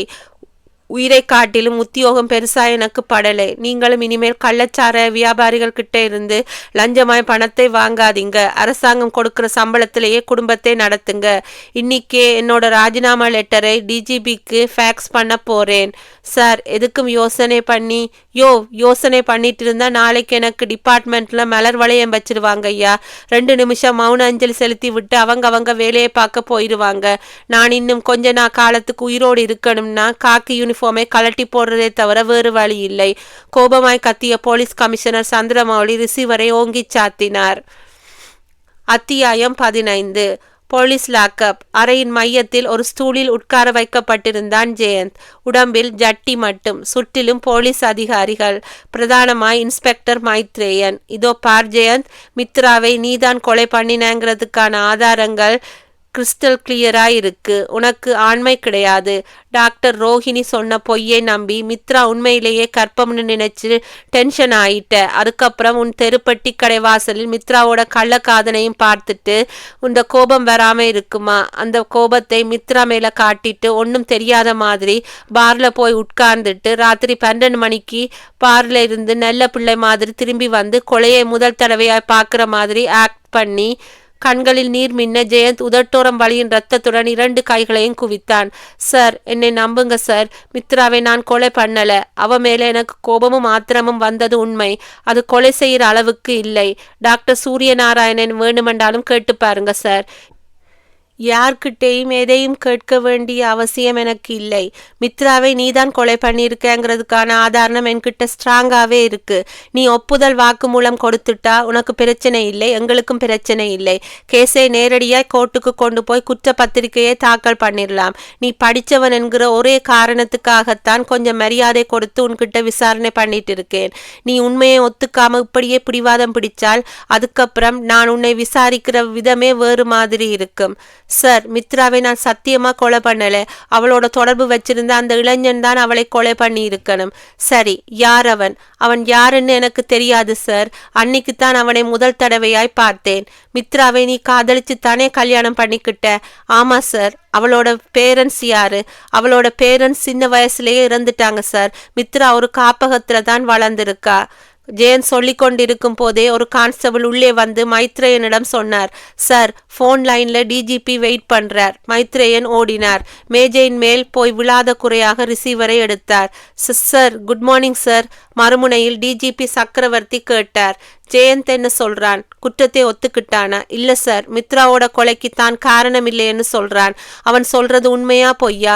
ஒரு முடிவுக்கு வர முடியல சார். மித்ராவோட தொடர்பு வச்சிருந்த அந்த இளைஞன் யாருன்னு தெரியல சார். சரி, மித்ரா கொலை சம்பந்தப்பட்ட கேஸ் ஃபைலை என்னோட பார்வைக்கு உடனடியாக அனுப்பி வையுங்க. Yes sir. அத்தியாயம் 16. டிஜிபி அலுவலகம். டிஜிபி சக்கரவர்த்தி தனக்கு முன்பாய் உட்கார்ந்திருந்த கமிஷனர் சந்திரமௌலியை வியப்பாய் பார்த்தார். மிஸ்டர் சந்திரமௌலி, எதுக்காக உங்க வேலையை ராஜினாமா பண்றீங்க? What is the necessity of your resignation? உத்தியோகம் பிடிக்கல சார். ஏன்? என்ன ரீசன்? என்னோட கடமையை ஒழுங்கா செய்ய முடியாத அளவுக்கு ஏகப்பட்ட தலையீடுகள் சார். யார் தலையிடுறாங்க? அரசியல்வாதிகள் தான் சார். டிஜிபி சிரித்தார். இதை போய் புதுசா சொல்றீங்க. யார் ஆட்சிக்கு வந்தாலும் அந்த தலையீடு இருக்கத்தானே செய்யும். இல்லை சார், முன்னமெல்லாம் அரசியல்வாதிகளோட தலையீடு கொஞ்சம் டாலரபிளா இருந்தது. இப்போ தாங்க முடியாத அளவுக்கு இருக்கு சார். அதுதான் வேலையை ராஜினாமா பண்ணிட்டு கிராமத்துக்கு போய் விவசாயத்தை பார்த்துட்டு செட்டில் ஆயிடலாம்னு ஒரு எண்ணம். உங்களுக்கு இன்னும் 10 வருஷ சர்வீஸ் இருக்கே, இன்னும் ஒரு 5 வருஷம் உத்தியோகத்தில் இருந்துட்டு அதுக்கப்புறம் வேலையை ரிசைன் பண்ணலாமே. இல்லை சார், நான் வேலையை விடுறதா முடிவு பண்ணிட்டேன். Please accept my resignation. It's okay mister Chandramouli. நீங்கள் ஒரு உறுதியான முடிவில் இருக்கிற பட்சத்தில் நான் உங்களை கம்பல் பண்ணுறது அர்த்தம் இல்லை. Wish you all the best. DGP சக்கரவர்த்தி எழுந்து நின்று கை குலுக்க சந்திரமௌலியும் கை குலுக்கி விடைபெற்று வெளியேறினார். அவர் வெளியேற போன 2வது நிமிஷம் டிஜிபி தனக்கு முன்பாயிருந்த இன்டர்காமில் ரிசீவரை எடுத்து ஒரு பட்டனை அழுத்திவிட்டு குரல் கொடுத்தார். இந்திரா சார், என்னோட ரூமுக்கு வா. அடுத்த 5வது நிமிஷம் அந்த 25 வயது இந்திரா பாப் தலையோடு உள்ளே வந்தாள். உதடுகள் புன்னகையில் மின்னி இருந்தன. கமிஷனர் சந்திரமௌலி ராஜினாமா லெட்டரை கொடுத்து விட்டு போயிருக்கிறாரா சார்? இப்பத்தான் கிளம்பி போறார். இந்திரா குரலை தாழ்த்தினாள். சார், நீங்கள் எனக்கு கொடுத்த சிலந்தி வேலை ஆப்ரேஷன் என்கிற பெயரில் 3 அசைன்மெண்ட்டுகள் இருந்தன. முதல் அசைன்மெண்ட் கள்ளச்சாராய வியாபாரிகளிடமிருந்து எஸ்பி சந்தோஷ்குமார் வாங்கின 10 லட்சம் ரூபாயை வெளியே கொண்டு வந்து அதை அனாதை விடுதிகளுக்கு பங்கிட்டு தரணும். அந்த அசைன்மெண்ட் லாவண்யா என்கிற பெயரில் வெற்றிகரமாய் முடித்தேன். 2வது அசைன்மெண்ட் காவல்துறைக்கே களங்கமாயிருக்கிற கமிஷனர் சந்திரமௌலியை பதவியிலிருந்து ராஜினாமா செய்ய வைக்கணும். போனிலேயே அவரை மிரட்டி அந்த அசைன்மெண்ட்டை முடித்தேன். 3வது அசைன்மெண்ட் வெளியுலகத்துக்கு தொழிலதிபராகவும் அரசியல் புள்ளியாகவும் இருக்கிற புண்ணிய கோடி உண்மையிலேயே ஒரு கூலிப்படையின் தாதா என்கிற உண்மை தெரிந்த பின்பும் அவனை என்கவுண்டரில் சுட்டு தள்ளாமல் அவனை தலையில் தூக்கி வைத்து கொண்டு அரசியல்வாதிகள் தலைவர்கள் ஆடிக்கொண்டிருந்தார்கள்.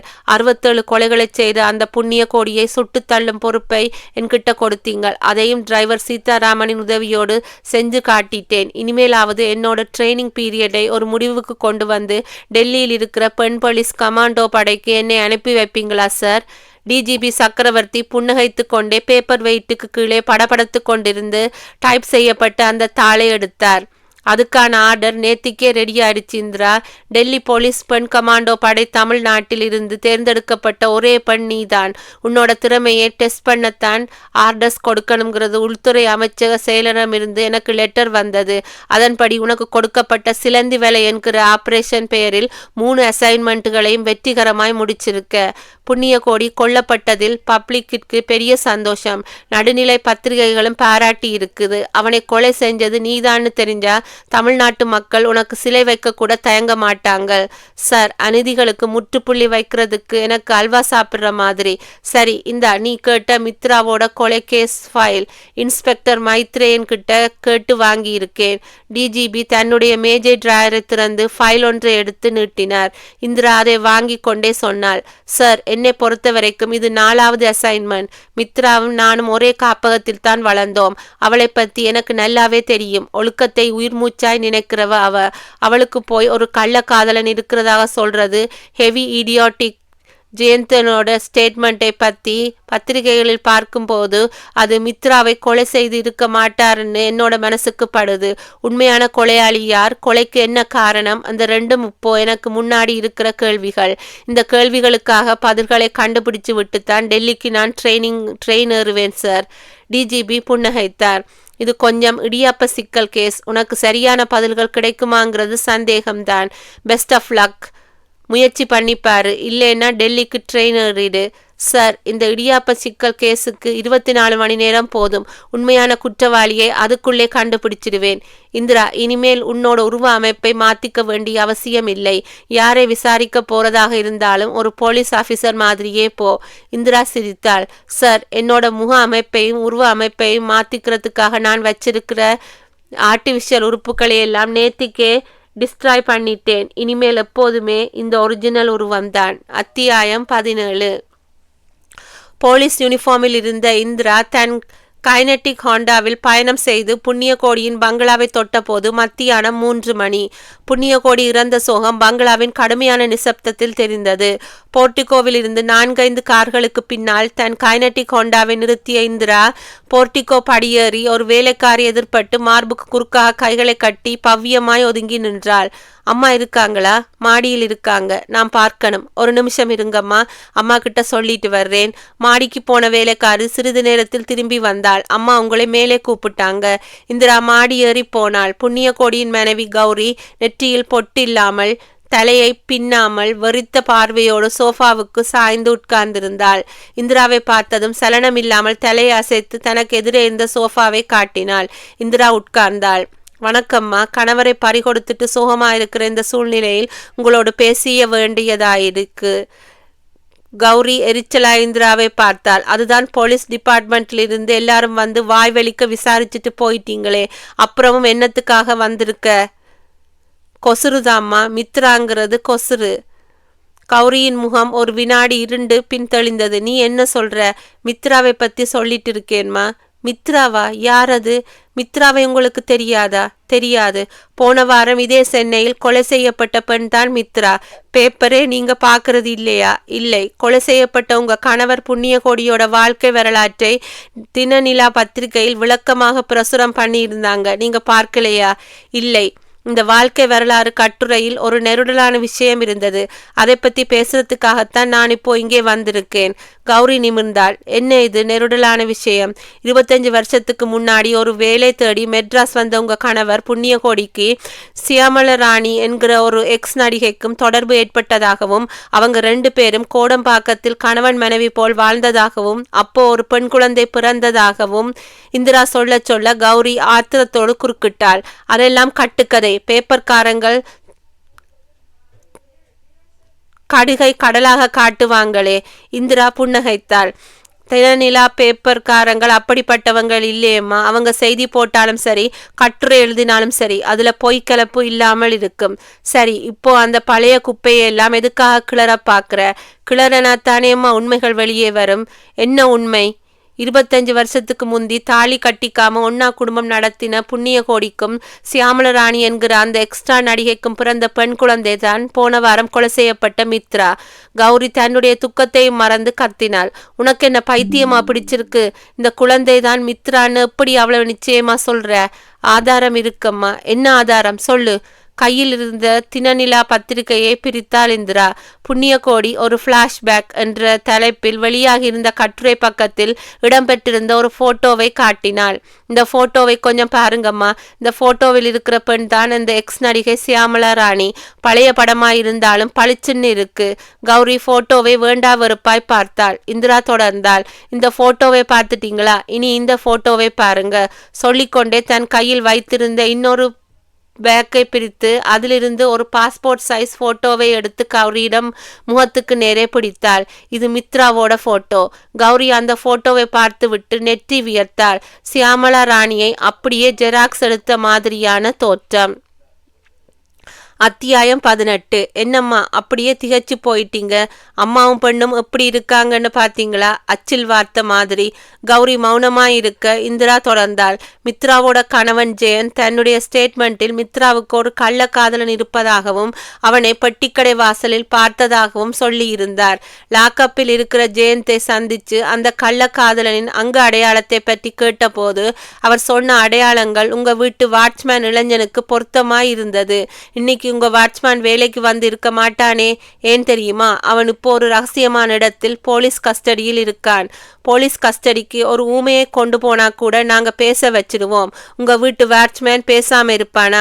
பேசிட்டான். அவன் கொடுத்த ஸ்டேட்மெண்ட் படி மித்ராவை கொலை பண்ணினது அவன்தான். கொலை பண்ண சொன்னது உங்க கணவர் புண்ணிய கோடிதான். எந்த சந்தர்ப்பத்திலாவது மித்ராவுக்கு உண்மை தெரிஞ்சு தன் வீட்டு படியேறிட்டால் பெரிய பிரச்சனையாகும்னு புண்ணிய கோடி அவளை தீர்த்து கட்ட திட்டம் போட்டார். அந்த பொறுப்பை வாட்ச்மேன் கிட்டே ஒப்படைச்சார். அவனும் மித்ராவை கொல்றதுக்காக பல முறை ஃபாலோ பண்ணியிருக்கான். கடைசியில் போன வாரம் முடிச்சிட்டான். தான் எதுக்காக கொலை செய்யப்பட்டோம்னே மித்ராவுக்கு தெரியாது. வாட்ச்மேன் ஃபாலோ பண்ணினதை பார்த்து ஈவ் டீசிங்னு மித்ரா நினைச்சிருக்கலாம். புருஷன் கிட்டே சொன்னால் வீண் சண்டை வரும்னு சொல்லாமல் விட்டிருக்கலாம். கௌரியின் கண்களில் இப்போது புதிதாய் நீர். என்னோட புருஷன் இப்படி ஒரு மகாபாவியாய் இருப்பார்னு நான் கொஞ்சம் கூட நினைச்சே பார்க்கல. தான் பெத்த பெண்ணை கூட ஒருத்தன் கொலை பண்ணுவானா? அவனுக்கு பேர்தான்மா அரசியல்வாதி. அவனுக்கு வேண்டியது பணம், பதவி, பட்டம். அதுக்காக அவன் எந்த உறவையும் பலி கொடுக்க தயங்க மாட்டான். தனக்கு ஒரு கெட்ட பேர் வரப்போகுதுன்னு தெரிஞ்சா எத்தனை நல்லவங்களா இருந்தாலும் அவங்களை பலி கொடுத்துடுவான். புண்ணியகோடி மட்டும் அதுக்கு விதிவிலக்கா என்ன? உங்க கணவரோட மறுபக்கத்தை பத்தி இப்போ உங்களுக்கு தெரிஞ்சிருக்கும்.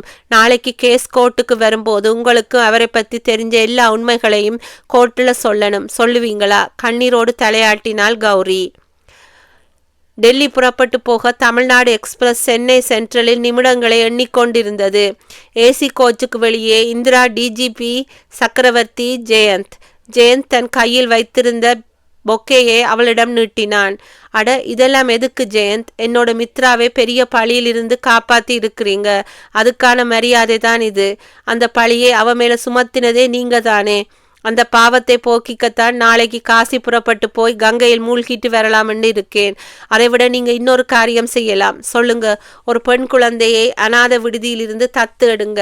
அந்த குழந்தைக்கு மித்ரான்னு பேர் வையுங்க. நல்லா வளர்த்து படிக்க வச்சு வாழ்க்கையில் ஒரு உன்னதமான நிலைக்கு கொண்டு வாங்க.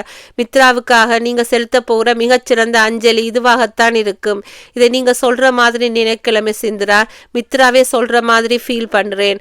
அடுத்த முறை நீங்க டெல்லியில் இருந்து சென்னை வரும்போது ஒரு குட்டி மித்ரா என்னோட வீட்டில் விளையாடிக்கிட்டு இருப்பா. தேங்க்யூ. கார் விசிலை ஊதினார். டிஜிபி இந்திராவின் தோள்மேல் கையை வைத்தார். இந்த போலீஸ் துறையில் நீ ஒரு உன்னதமான நிலைக்கு வரணும். சமூக விரோதிகளுக்கு இடியாகவும் நல்லவர்களுக்கு நம்பிக்கை தரும் மின்னல் கீற்றாகவும் உன் செயல்பாடுகள் இருக்க வேண்டும். கண்டிப்பாய் சார். இந்தா ஒரு கவரை நீட்டினார். என்ன சார் இது? இந்த கவருக்குள் என்ன எழுதியிருக்குன்னு கம்பார்ட்மெண்ட்டுக்குள் போனதும் படி. ரயில் நகர ஆரம்பித்தது. இந்திரா கையசைத்து விட்டு ஓடிப்போய் கம்பார்ட்மெண்ட்டில் ஏறிக்கொண்டாள். பார்வையில் இருந்து மறையும் வரை ஜெயந்துக்கும் டிஜிபிக்கும் கரங்களை ஆட்டி விட்டு தன்னுடைய கூபேக்குள் நுழைந்தாள். கதவை சாத்தி விட்டு தன் இருக்கைக்குள் சாய்ந்து உட்கார்ந்தவள் டிஜிபி தந்த கவரின் வாயை கிழித்து உள்ளே இருந்த தாளை எடுத்தாள். டைப் செய்யப்பட்ட எழுத்துக்கள் பார்வைக்கு கிடைத்தன. படித்தாள். ஆபரேஷன் பெயர் இடி மின்னல் இந்திரா. டெல்லியில் செய்யப்பட வேண்டிய உடனடி அசைன்மெண்ட்கள். தமிழ்நாட்டு எக்ஸ்பிரஸ் பிளாட்பார் அவுட்டரை கடந்து வேகம் எடுத்திருக்க டிஜிபியின் கடிதத்தை நிதானமாக படிக்க ஆரம்பித்தாள் இந்திரா. முற்றும். ஓகே ஃப்ரெண்ட்ஸ், இன்றைக்கும் ஒரு புக் முடிச்சாச்சு. நாளைக்கு இதை மாதிரி இன்னொரு நல்ல கதையோடு உங்களை சந்திக்கும் வரை உங்களிடமிருந்து விடைபெறுவது உங்கள் பிரியா. பாய் now.